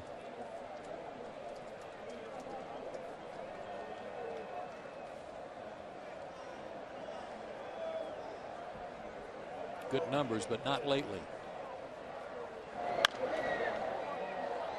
Out of play, still 2-2. Prince is so strong, and he's got a quick bat, and he's got a really small strike zone. Yeah, he does. He doesn't swing at a lot of bad pitches. You know, for a guy that hits for as much power as he does and drives the ball the way he does, you figured he would have a big zone, but he doesn't. He's pretty disciplined up there.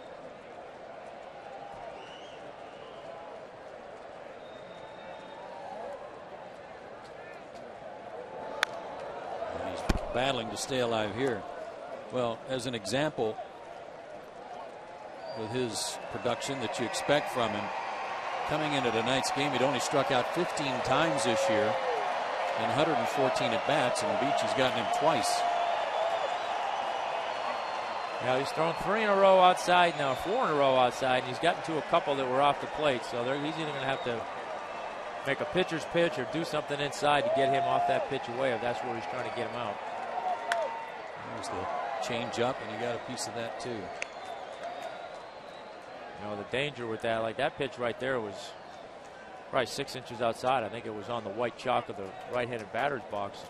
But the danger with it is, you know, he's reaching it, but you're playing with fire if you come inside on it, because if you miss, then he's got an opportunity to put one in the seats. And you continue to try and take your chance that if you make a pitch away, you're going to get him out. If you don't, the worst he's going to do is hit a single. I think you can go in, you just can't go down and in. Moved him back, ball didn't come back, and it's a full count. That's a good pitch. Now right here, right now, he can do virtually anything he wants. He can double up back in there. He can go back to that changeup sinker away. Ninth pitch of the at-bat coming with a full count. The runners will keep an eye on. Not going. Fly ball to left, playable for Prado. It was something away, Tommy. Prado makes the catch. Weeks bluffs, but he's not coming. Big out there, 2 down. Yeah, went back to the changeup away. And you see that one was, the ones before that were out of the batter's box that he was fighting off. That one caught more of the plate, but because he pushed him off with the pitch before, he wasn't able to get out there, and he had to respect that inside part of the plate. He wasn't able to go out there and get that one and drive it. Corey Guerin beginning to loosen up in the Atlanta bullpen, as the Brewers are now 2 for 24 in this series with runners in scoring position.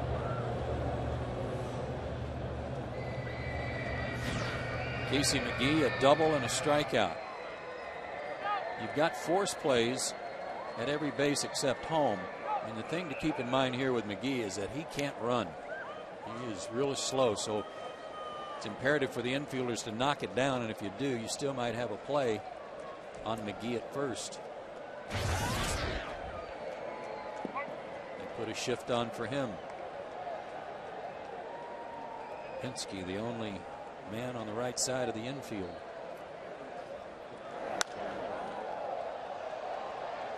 He was late on that fastball, 0-1.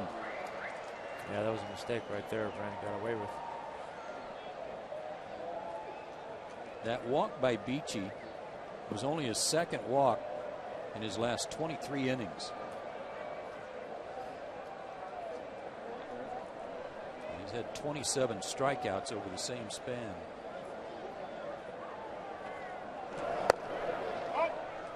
One and one. He's aggressive with a lot of confidence for a young kid, which you love to see. I mean, I think that's a big part of what has endeared him to the coaching staff and his teammates. Is he loves to battle out there, and he's going to do everything he can to give you a chance to win a ball game.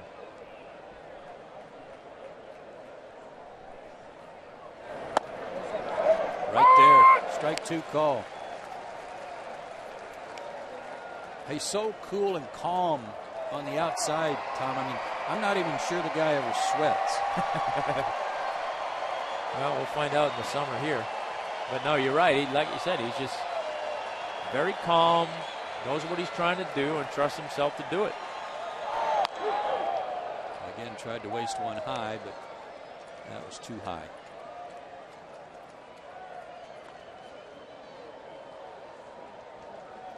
Yeah, you try to climb the ladder on the hitter every now and then, but that ladder was a little bit too high.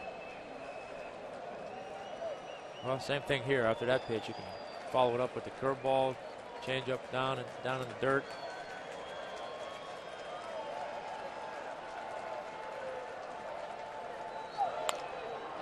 In the air, headed for the seats and out of play.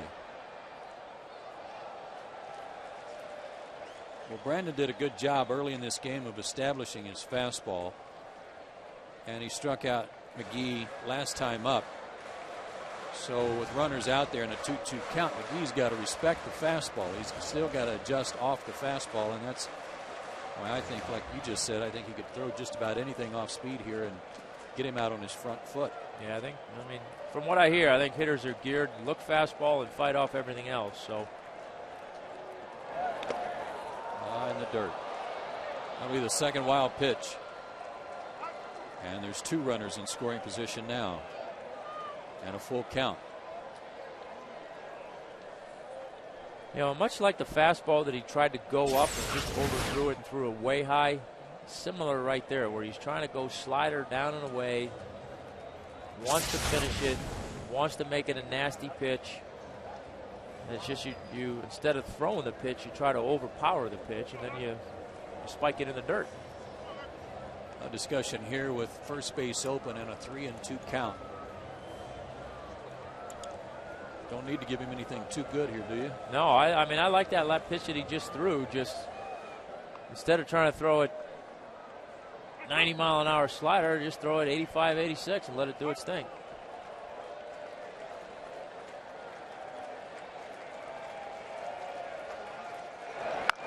Off the end of the bat to the only man on the right side, Hinsky. To Beachy, a perfect feed, and they get the out to end the inning. A tough play for a first baseman because you got to put something on the throw, and Hinsky made a perfect play. Still tied at 1.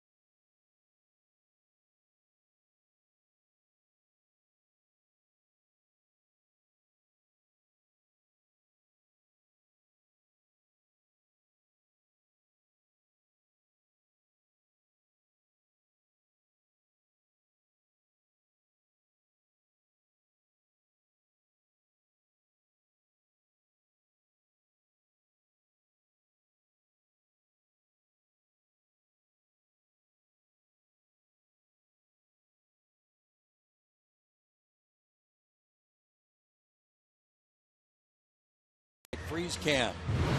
Train. Well, check out this point of contact on Eric Hinsky's homer. Talk about getting one out front. Great extension. Great extension, stiff front leg. That was some awesome camera work there, fellas. That's the Coors Light Freeze Can brought to you by Frost Brewed Coors Light. Eric Hinsky with the only run for Atlanta tonight on his homer, and he just turned in a terrific defensive play, too. Top of the order for Atlanta, Prado, Hayward, and Chipper, as they try to solve Sean Markham, who's allowed only 3 hits.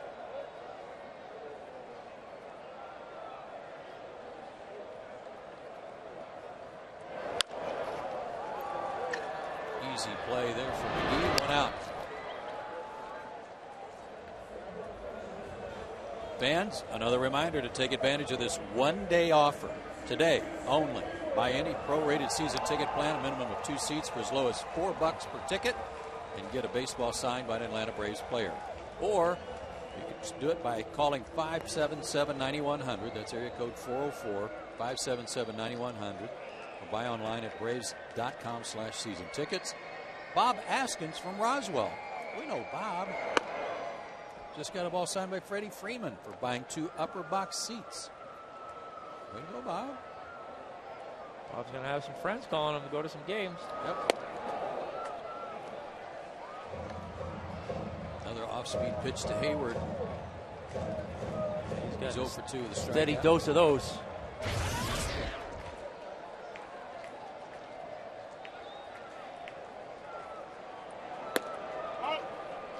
Including that game in Milwaukee on April 7th. Jason is 0 for 5 against Markham with 3 strikeouts.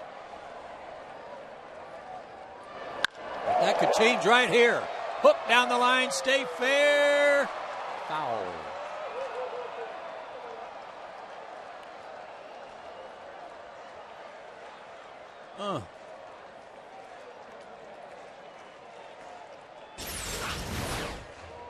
Change up that he hung, and he got out just a little bit in front of it. That's a home run ball. You got to really make sure you really want it. Yes. Might want to just wait till that rattles off a seat and then go pick it up.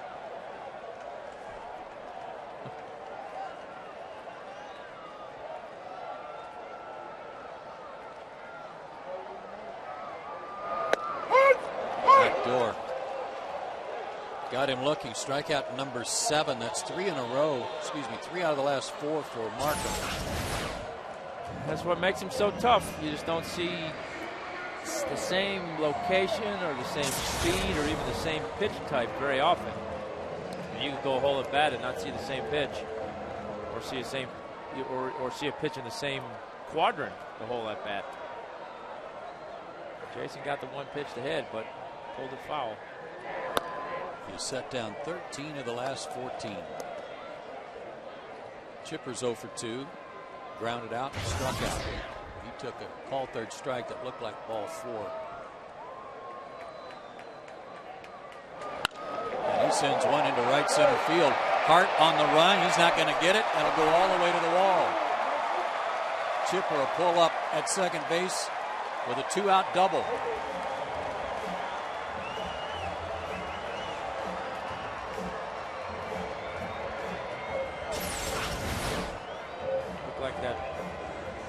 Breaking ball or slider that he was trying to go a little bit down and in.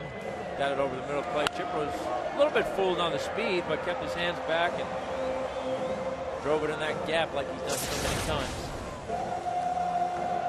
Got the perfect guy up there now for 2 outs and runners in scoring position. Ryan McCann extended his hitting streak to 6 games with a single his last time up.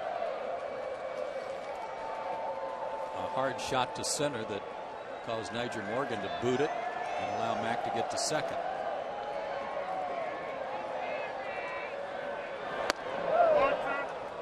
It's the swing you're talking about, getting fooled a little, Tom. Watch how short that stride is. He almost stayed straight up and down, though. His front knee buckled a little bit, but like you said, the hands stayed back. And his hands were so good. It was almost like he was going after it and recognized it was an off-speed pitch and then cut his stride short and then just used his hands. I don't know if he can do that. But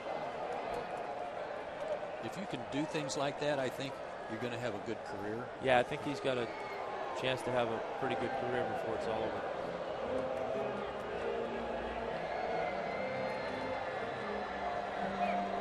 With 2 out, here's our Delta Airlines on deck. Dan Ugla having a very good homestand. Would like a chance to back up Brian McCann and put the Braves on top. I'm sure that's what they're talking about right now. What do you want to do here? You want to put the base open? You going to face McCann or take a shot with Ugla? They're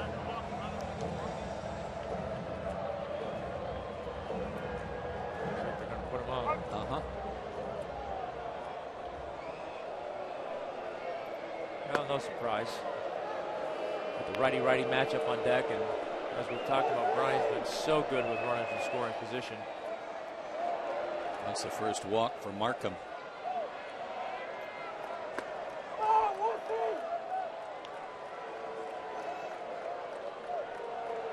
And just as Tom was saying, that's another factor in why you're doing this.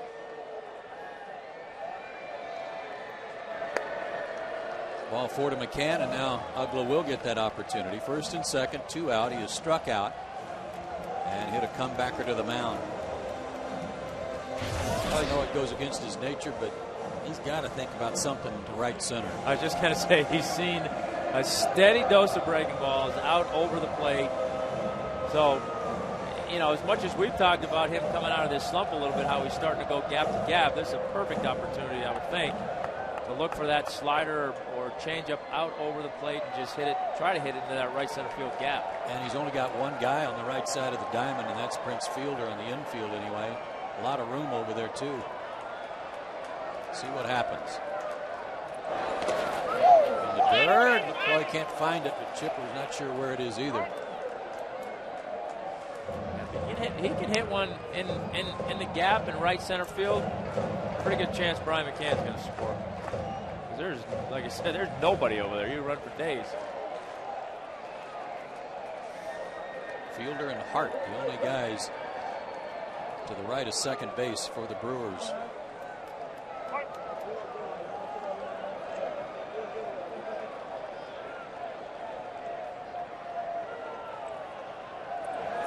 And he pulls it instead, and it was a nice trap there by McGee. He tags Chipper to get out of the inning.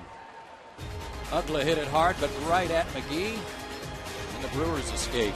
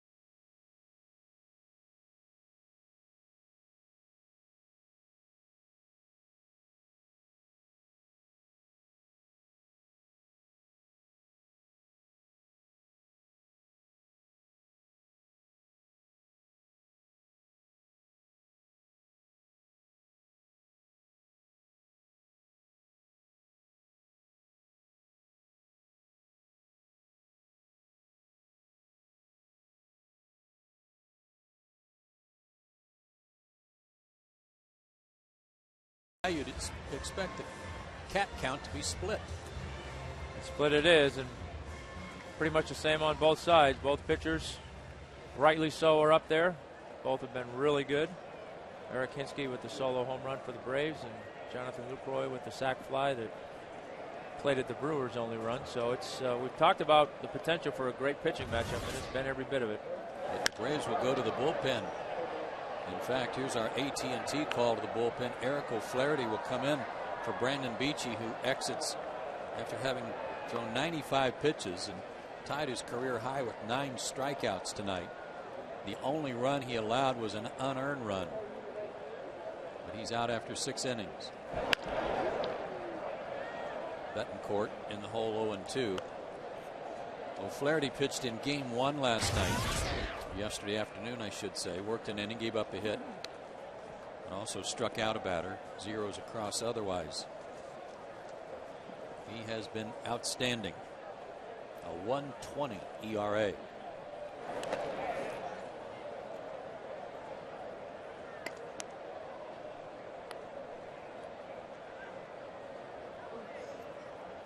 Another one of those games for Beachy where his line is outstanding. He pitches great. And he's going to get another no decision. But kept his team in the game. Strikeout for O'Flaherty. He gets Betancourt.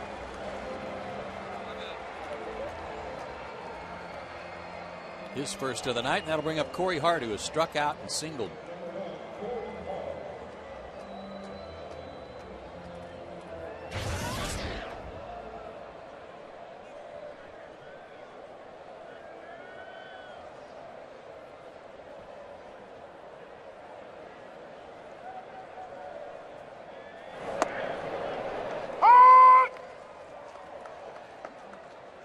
Adrian Johnson still belting it out there behind the plate here in the 7th.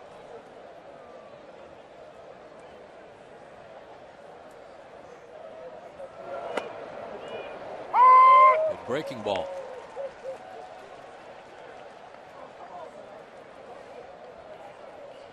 He's got to follow the same theme as a lot of the guys in the rotation, where he's just going out there and being aggressive and trusting his stuff and just trying to make quick work of everybody. 1-2 the count. And they're glad that Hart didn't swing at that one, as it was in the dirt and got through McCann. Wow, Mack would have made a little bit more of a effort to block that, I think, if he swung. Oh, just missed a little low. Now, catchers are amazing to me how they have a sixth sense when there's 2 strikes on the batter about when there is a ball in the dirt, how quick they just lie down in front of it if they have to. Oh, what a nice pitch. Made Hart look bad. Back-to-back strikeouts for Eric O'Flaherty.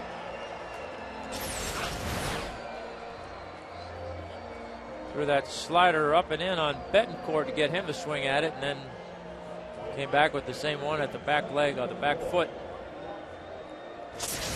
And Hart kind of make a half-hearted swing at it and couldn't make contact. Brewers had runners at first and third, 1 out in the 5th, and Lucroy hit the first pitch into center for a sacrifice fly, and he delivers a first pitch single off the end of the bat here. Sandwich into right field. Markham will come out and hit for himself with 2 out. I saw him shaking some hands in the dugout. I wasn't sure if maybe his night was done, but had a relatively low pitch count going into the 7th inning. His season high is 7 innings, including his last start at Houston. His season high in pitch counts 102.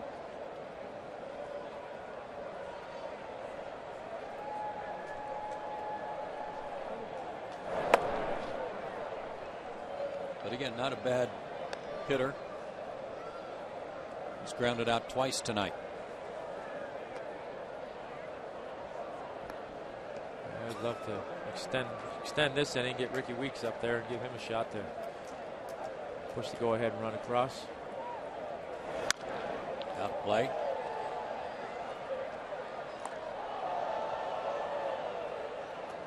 After the 7th inning stretch, the Braves will have Hinsky, McLouth, and Hicks due up.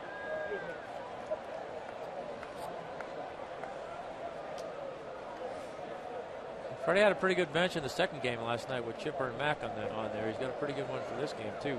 Yes, he does.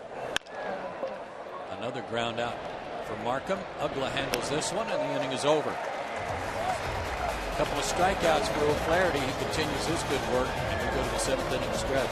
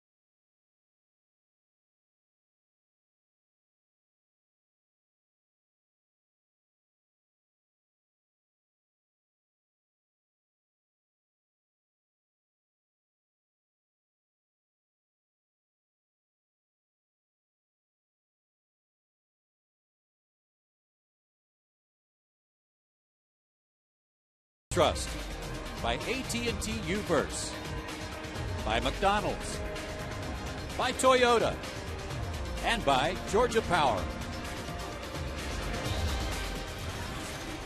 A pretty night in Atlanta and a good ball game. 1-1 tie going to the bottom of the 7th. Eric Hinsky will lead off for the Braves. He homered back in the 2nd inning to account for their only run. Good crowd on hand for Cinco de Mayo. Braves have been treating the fans to a lot of offense, but tonight Sean Markham has pretty much taken care of that. Braves only have 4 hits. Prado a double in the 1st, Hinsky's homer in the 2nd, McCann a single in the 4th, Chipper a double in the 6th.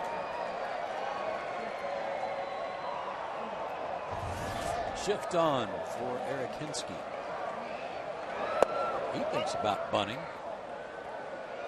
Forces McGee to shorten up a little bit over there from his spot. I like him to do what he did his first at bat.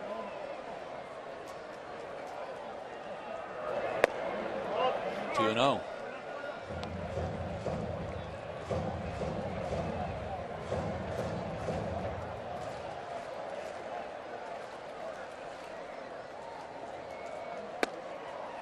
What a great pitch that is. As a left-handed hitter, you're just going to give up on it. It looks outside. Looks outside, a 2-0 count, hitter's count. You're looking for something in your happy zone, and you know that just never looks like a good pitch. And then boom, strike. There it is again, and Hinsky was already yelling no before Adrian Johnson even called it.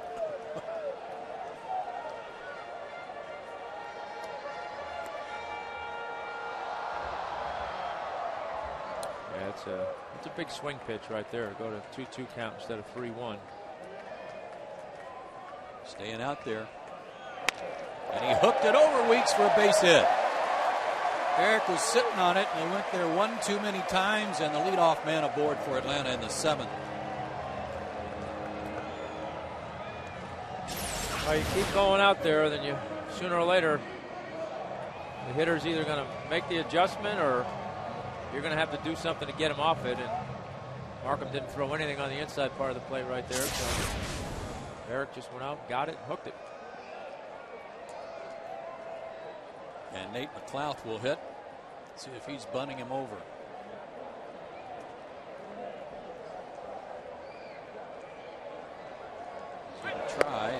Lays off curveball.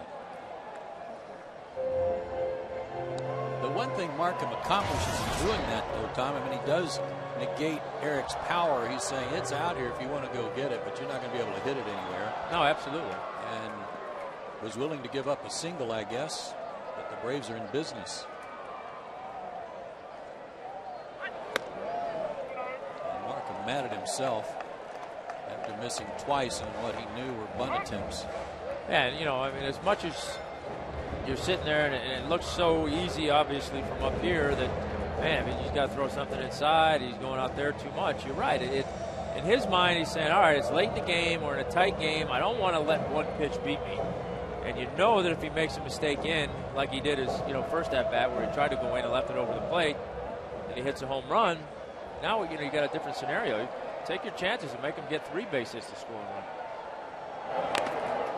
A fastball that time, and it's fouled off. 2-1.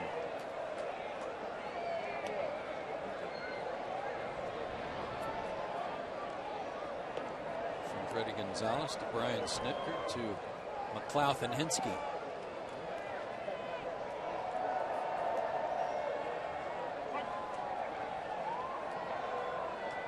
Might put a hit and run on here as well as Nate's been swinging the bat. See it happening.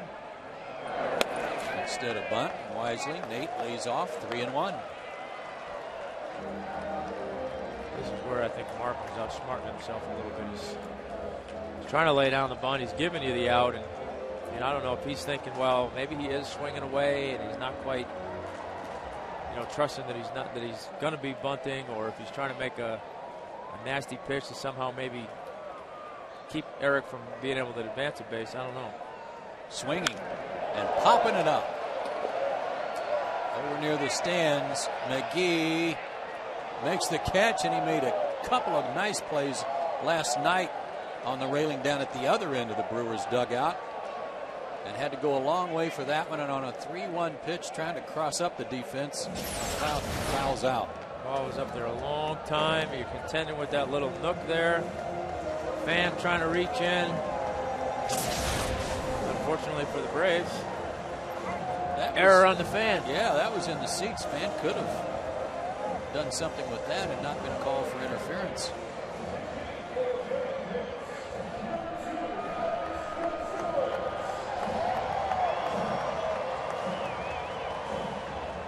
Brandon Hicks has been called back, and Alex Gonzalez will hit for him.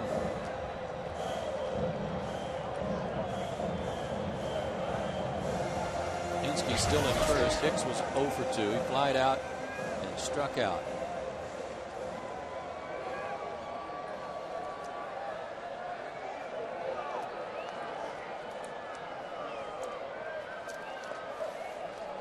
Well, coming off the bench, you figure he's going to be looking fastball, and I'm sure Markham's going to throw him anything but. Alex has hit in 6 straight. And he got anything but.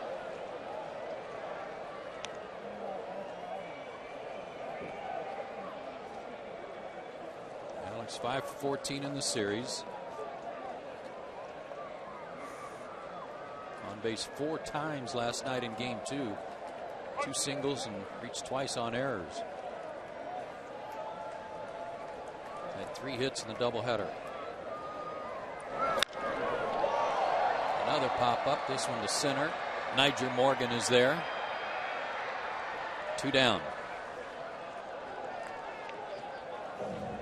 And with 2 outs, fans, remember to take advantage of this one-day offer today only. Buy any prorated season ticket plan, minimum of 2 seats for as low as $4 per ticket, and get a baseball signed by an Atlanta Braves player. Order now by calling 404-577-9100 or buy online at braves.com/season tickets. Art Wilson from Smyrna just got a ball signed by Tim Hudson for buying 4 outfield seats.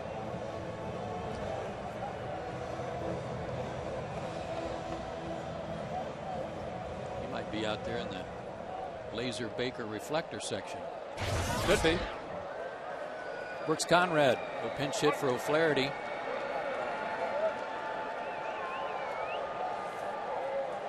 Brooks 2 for 13 as a pinch hitter. For a strike. Got to be a good feeling. Come off the bench and wham. Backdoor curveball, first pitch.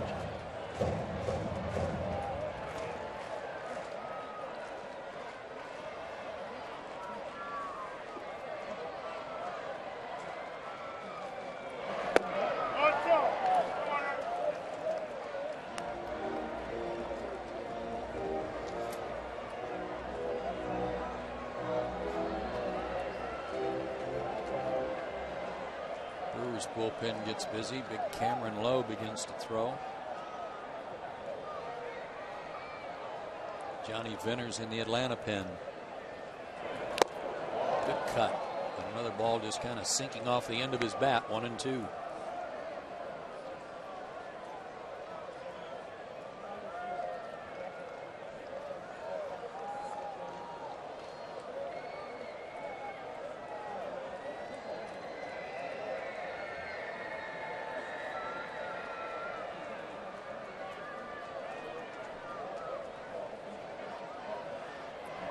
Change up, and Brooks got a piece of it. 71 on that pitch. Yeah, what he does so well on both sides of the plate is all of his pitches come out of his hand on kind of in the same area going to home plate. He's got 184, 86 that sinks down and away. He's got 170, 71 that sinks down and away. He's got one that kind of is a little bit of a backdoor cutter that looks off the plate but comes back, and then he's got another one in the same spot that has that 12-6 break. So you might be looking in the same spot, but you don't know which way it's going to go and what speed it's going to be. Nice stop by LaCroix.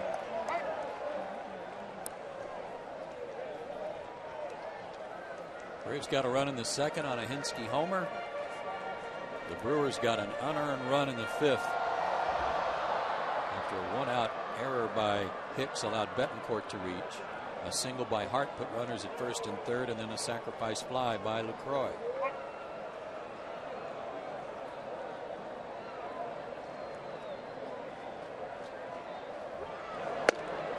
Not this time, it missed. Full count. That'll give Eric Hinske a head start. Which is a nice thing if Conrad can find a gap somewhere. At 3-2 now. All outfielders are taking a step or two back. Trying to keep that ball from getting behind them.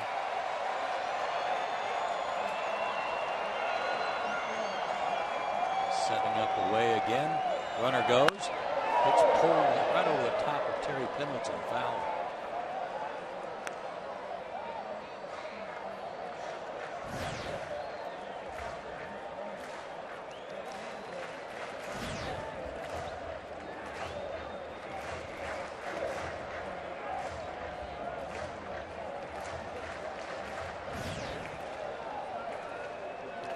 Low.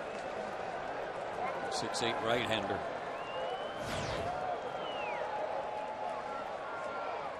Hinske again will be running. There he goes. Struck him out and got him with a fastball. One of his best of the night at 87. Braves get a leadoff single, but leave him sitting at first. They go to the 8th.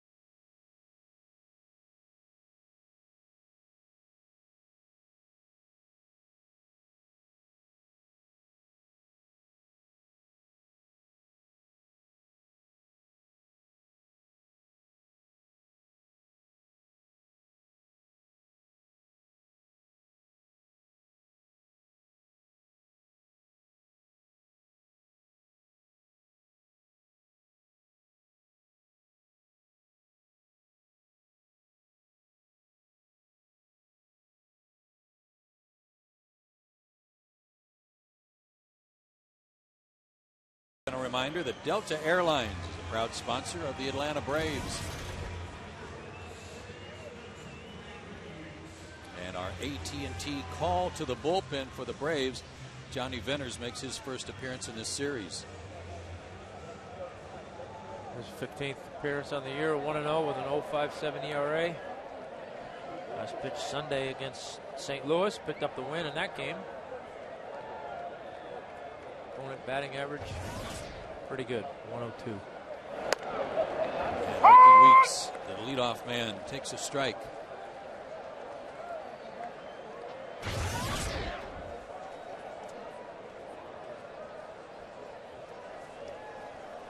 Two strikeouts and a walk. He was left at third in the 6th inning.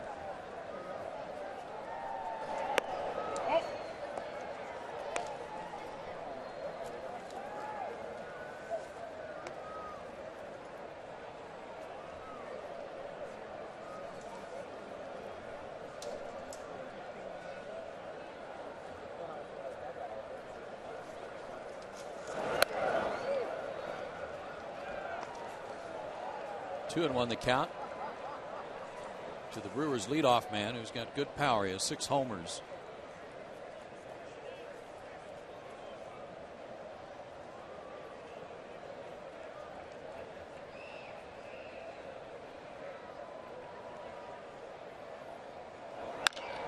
Toward the hole and through, base hit. And Weeks reaches again as the leadoff man.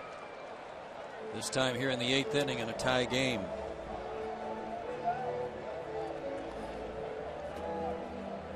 Only one guy on their club has a base hit against Johnny Venters, and they don't see him that much being in another division.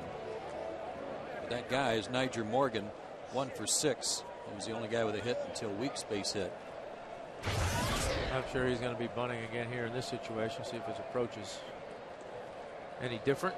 He had a bunt single in the 4th, popped up a bunt his last time up, and now bunts one fair. That ball hit him. You can hit him in the fingers. Shaking his hand, but the ball stayed fair somehow, right on the dirt.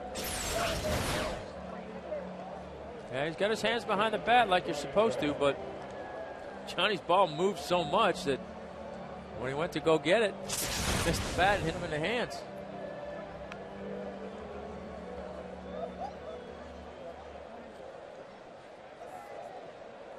Ow. That could not have felt good. No. 95, 96 off the hand like that. Ooh. Well, it got the job done. Go ahead run into scoring position for Braun and or Fielder.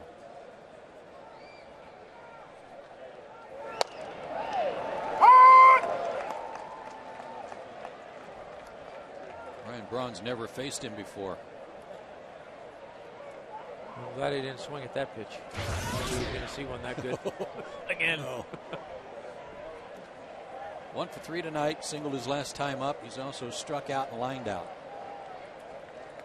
Chipper robbed him of a line shot in the 4th inning on a great diving catch to Chipper's left.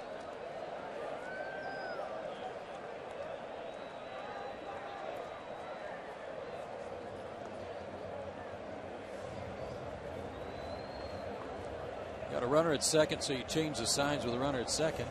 But this discussion's more about Ryan Braun, isn't it? Yeah, I think it is. You know, I think they're trying to figure out exactly how they want to approach getting him out here in this situation. You got the base open, you got a lefty on deck. If you want to be careful with him, go after Fielder and then have to go after McGahee.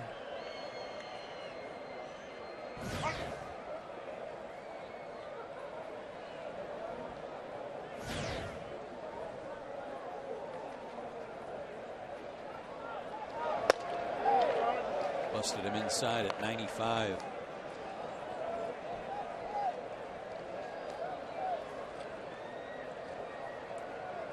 Venters' fastball moves so much and it sinks so hard, it's hard to elevate the ball on him.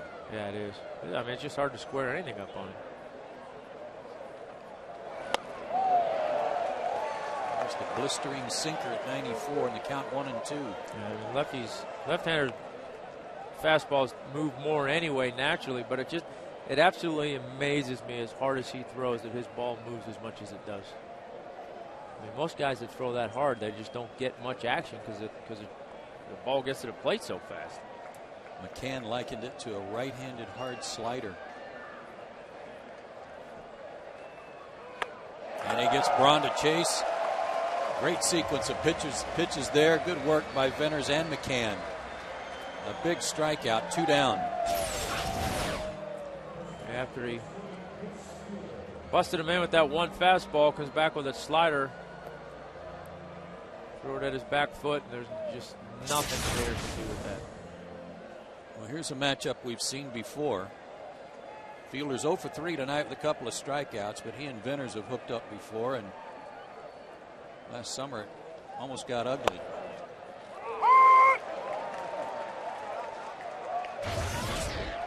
Prince is 0 for 4 against him. You might remember that Venners sailed the ball over Prince's head, then hit him with the next pitch. And Venners was thrown out of the game and then suspended, although that was rescinded. Line foul down the third base line. Here's that sequence last year in July. Yeah, see, that one he was trying to throw a slider. So I'm not sure why the warning. And that one was just that one that he flies on that front shoulder and the arm never catches up and just takes off on him. 0-2. Moved him back again. He was suspended, but then the Braves had so much video backup on how when Johnny misses, that's where he misses, is to that side of the plate, as he just did again. That the suspension was eliminated. Yeah, I'm not sure why, like I said, why they got the warning after the first pitch. I mean, it was a slider that just never did anything. Breaking ball, got him looking, locked him up. Prince Fielder can't believe it. Johnny Venners strikes out Braun and Fielder with a runner in scoring position, and we go to the bottom of the 8th.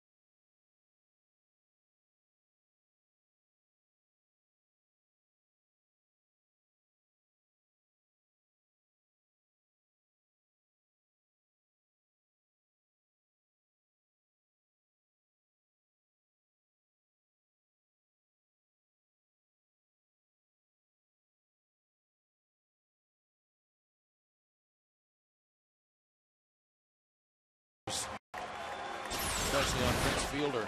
Yeah, remember, it's not where you catch it. And while the way that pitch was caught, it looks like a ball. The side angle shows you the bottom of the knees, Yeah. then that's a whole lot closer looking than that center field shot was. So, you know, Adrian Johnson's he's called the low strike tonight. He called one on Chipper. Sure did. Cameron Lowe into work as Carlos Gomez is checking into center on a double switch. Gomez will bat ninth. Cameron Lowe will bat second. Niger Morgan's out of the game. Lowe worked an inning here last night in game 2. Gave up a base hit to McLeod, but then who didn't yesterday? Prado extended his hitting streak to 9 games in the first inning with a Luke double to right. He's 1 for 3.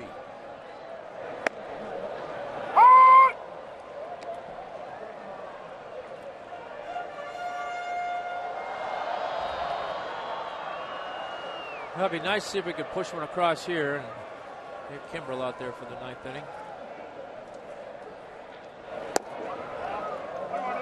3-1. Leadoff walk would be nice. You guys can go on your merry way to Philadelphia, and I can take a couple days off. I'm tired. I was working. Disappointed you're not going with us. You're getting in the flow of things now. Drive to left. Way back. Martin Prado ambushed one.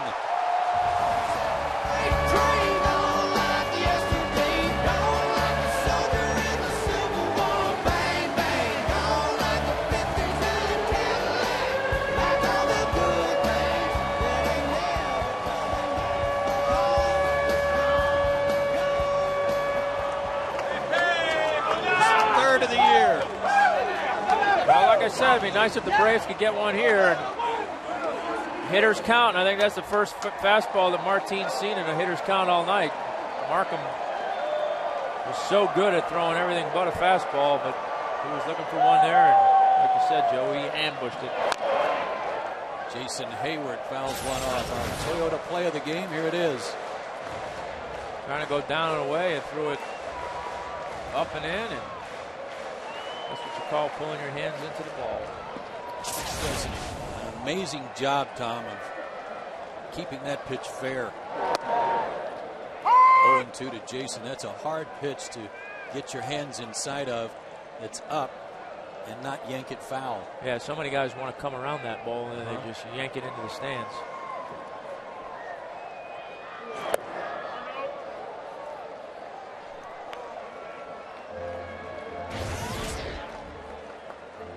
Long one from Prado as the Braves up 2-1.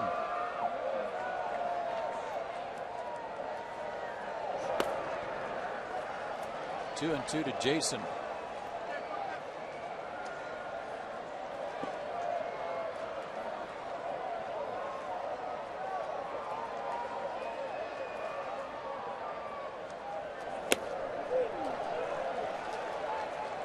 Full count after it was 0-2. Jason's 0 for his last 8.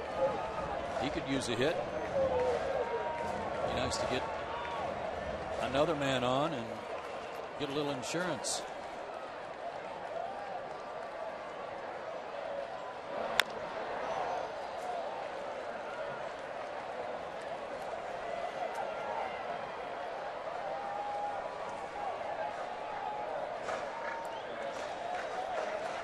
One of the Braves' specialties this year has been solo homers. They've got 2 tonight.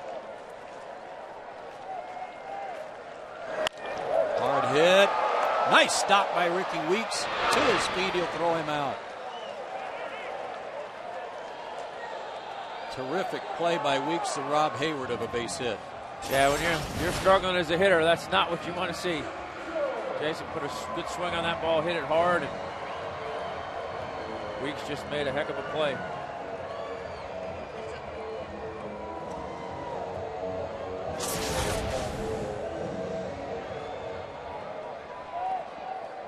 Chipper has a double in 3 trips tonight. That came off Markham.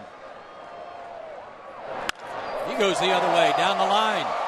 Brown's going to have to hustle to keep Chipper at first. Jones is going for 2. The throw, not in time. 2 doubles for Chipper.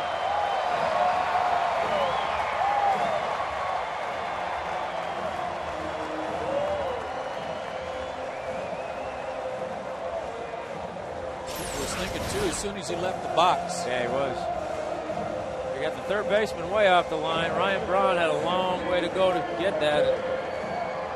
Chipper, like you said, he knows that. So coming out of the box, he was thinking double all the way. I don't know if he tried to do that or not, but that was a perfectly placed base hit. Just right.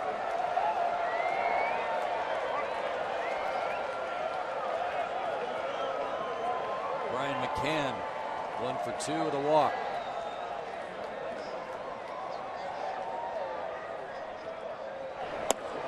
And again, leading all of baseball in hitting with runners in scoring position.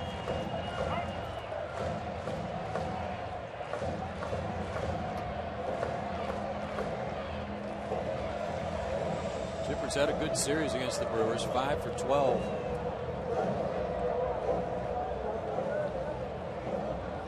And he has hit the Brewers pretty well this year, too. It's 8 hits and 24 at bats. We're going to walk McCann again and set up a potential double play ball for Ugla.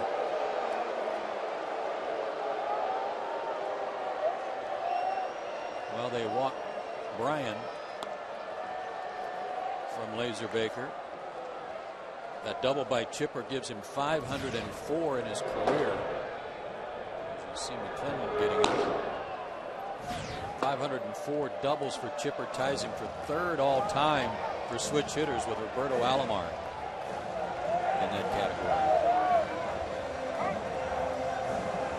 First and second. 1 out. Dan Ugla 0 for 3. Hit the ball hard his last time up with runners at first and second, but lined it right to McGee at third.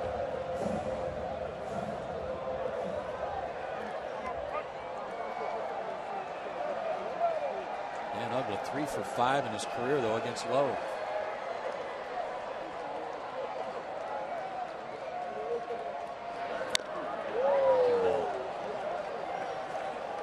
Like a high one too. Might have gotten away with one. Yeah, might have been one of those ones that was a little higher than high. Get it a little bit above being a hanger. Sometimes it looks good, but it's hard to get to it.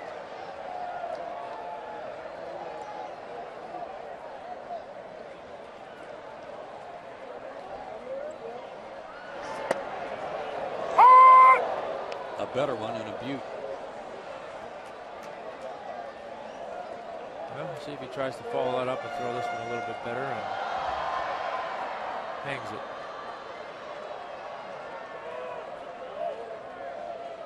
Eric Hinsky on deck.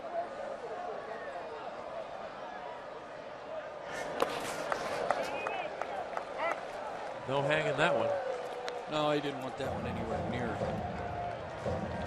Dan Ugla to give him a chance to hit a mistake. 1 and 2.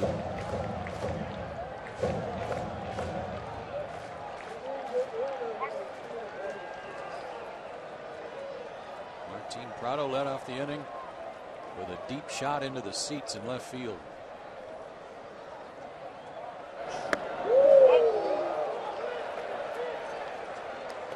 The way he took that pitch, Tom, would indicate he is thinking something middle of the plate away again. Yeah, he's thinking that breaking ball out over the plate. So after that pitch, I don't know if he trusts himself to do it or not, but that slider that he starts at his front hip.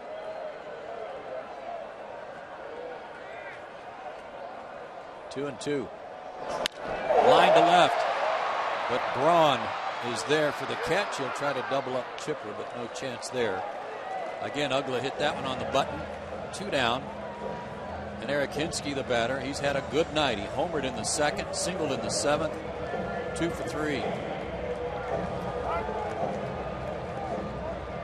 also made a really good play at first base with runners aboard earlier in the ball game.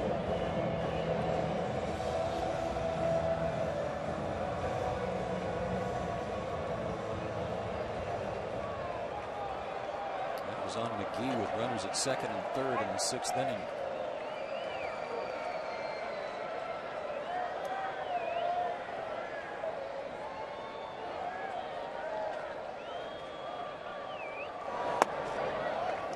Over but low.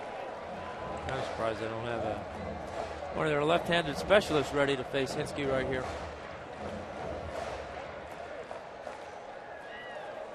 Stetter, I think, pitched in both games last night.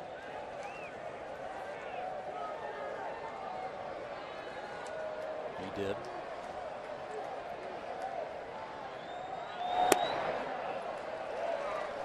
Hinske's not had a lot of success. In fact, very little with Cameron Lowe. He's just 1 for 12, but that one hit was a long one.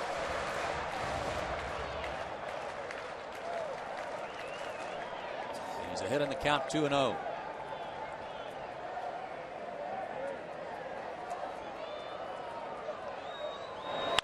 Back to the middle, but Betancourt was positioned there, makes the backhanded stop, and saves a run. Tough luck for Eric Hinske there, but the Braves take the lead on this Martin Prado launch job leading off the inning. And we go to the ninth. Braves up 2-1.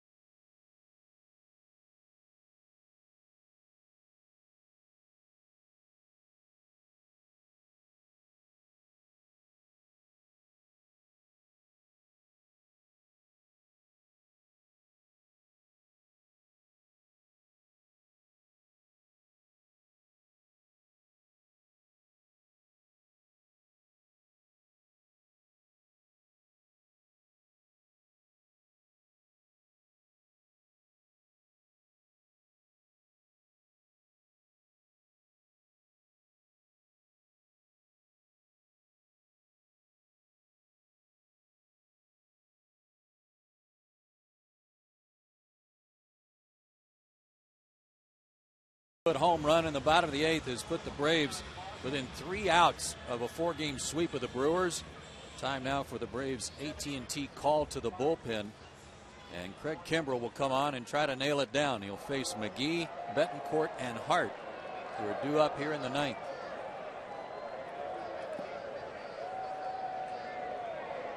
He's struggling with that first hitter of late. Throws one right by McGee to start things. He worked here in the first game of this series, but it was a non-save situation. And he faced these same guys and struck out McGee to start the ninth on that occasion. Yes, he did. 0-2. One other change for the Braves defensively. Freddie Freeman's at first base. He'll bat ninth, put Kimbrell in the 6th spot.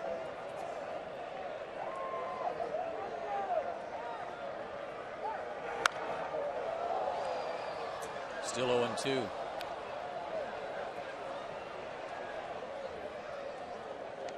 McGee 1 for 3. He doubled in the second inning. Beachy outstanding again. 6 innings, a 4-hit, 1-run ball. It was an unearned run. He struck out 9. Yes, he did.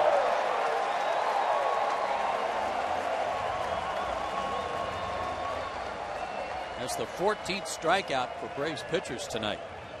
Yeah, that's just almost not fair after a steady dose of 96, 97, 98. get a slider that breaks halfway around the world, and you have no chance. Again, the curvature of the earth. Betancourt, 0 for 3, did reach on an error in the 5th and scored the Brewers' only run. And he looks at 98.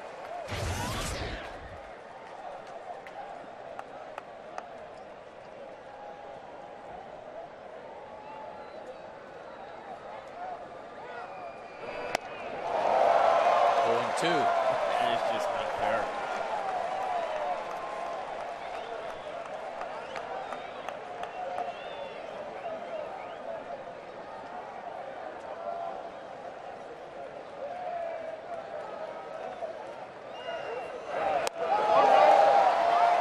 Yes, he did. Rung up by first base umpire Goodfield and Colbreth. I say it's fair, Tommy, as long as he's got that tomahawk on his shirt. Absolutely. Yeah, he may not have wanted to, but he did. Last hope for the Brewers, Corey Hart. He flied to right against Kimbrel Monday night. You got to cheat and look fastball here.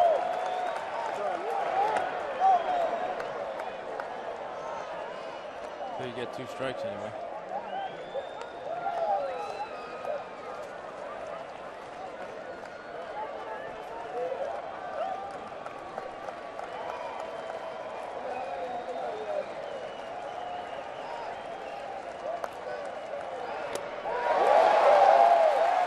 When you're sitting on that fastball, hard to stop your swing.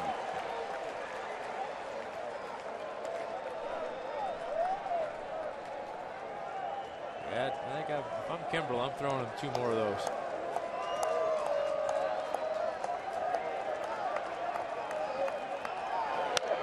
Out of play. 1 strike away from completing a 4-game sweep of the Milwaukee Brewers. And it would be the Braves' 5th straight win.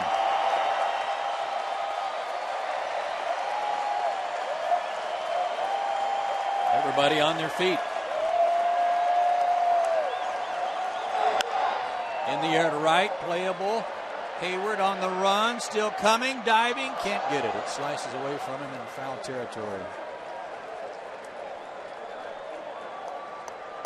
Good effort. Real good effort. His ball just kept kind of slicing away from Jason. He just couldn't quite get there, so Corey Hart will survive for 1 more swing at least.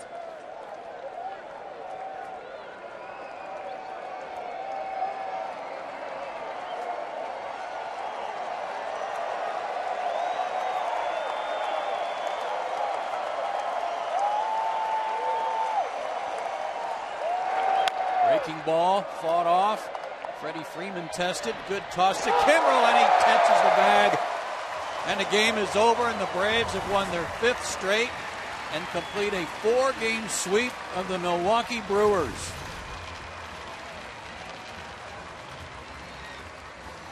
Hinsky and Prado with homers.